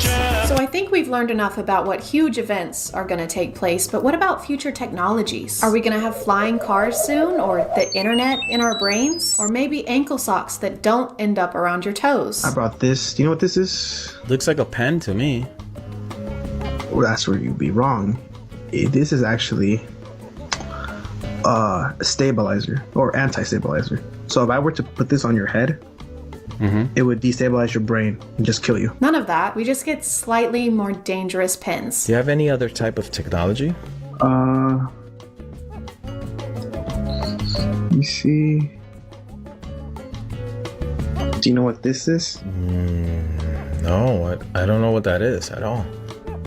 Alright, so this, if you throw it, they can destroy a whole universe. I love how it seems like they didn't plan this at all and they're just improvising, because as far as things that I think would be difficult to make up on the spot, the entire future of our planet is pretty high up on the list. Do you know what this is? This contains all the DNA from other extraterrestrials during my time. Wow. It's off right now. Thank God it's off. But if I were to turn it on per se, I could go through all I think you just turned it on though. the extraterrestrials and I just slap it like this. I get their DNA, I turn it into them, and I have all their powers. That comes in handy for like if you have to fight someone. Yes. If you have to fight someone, that's the most appropriate situation you could come up with. You know how when you get into a fist fight at a bar and you just summon all the aliens in the universe? Hey, that's my seat. No, it's not. Yes, it is. What are you... Jesus Christ. Okay, you can have the seat. This mini thing right here? It's from the future. Believe it or not, it's from the future. It's my time travel device. So it's $100. It's a mini time travel.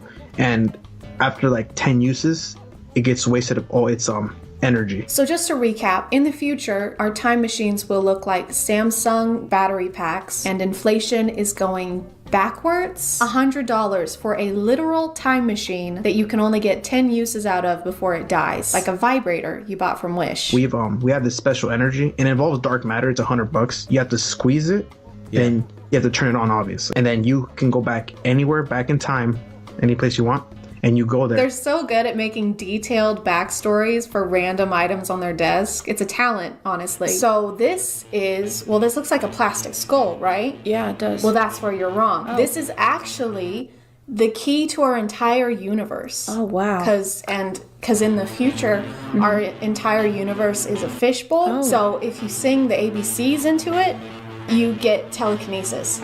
That's incredible. There's no going back after watching this. What if I told you that the world around you isn't real, but an illusion? This information will become public in 2071, but I am here to tell you the truth early. There are those who are aware of this today, and we call them wanderers. Wanderers are capable of lifting the curtain and seeing the world for what it truly is. Wanderers are also capable of seeing into the future, and a select few can even time travel. And I am one of them. Some of you might recognize Arya from my kids' content on TikTok video. I'm not sure how well she'd be able to time travel, considering she's afraid of LED lights and advertising products to children in an ethical way. I guess this is a thing now, like this is a new genre on TikTok that's apparently profitable. These videos get a lot of attention and everybody wants a piece of the time traveling pie. I like to imagine they have weekly meetings where they congregate and discuss how to manipulate people online, but they aren't very good at it. Guys, I don't think people believe we're time travelers. What? What if we stopped using the same super dramatic music over all of our TikToks? Michael, what is that? Like a joke? Tell them an insane event is going to happen and give them a very specific date of when it's going to happen. But what if nothing happens on the date we give them? Something always happens on a day, Michael. Always happens on a day. Detail is our top priority. Anyway, like I was saying, tell them we're all gonna get powers from the sun. Oh, what kind of powers, by the way?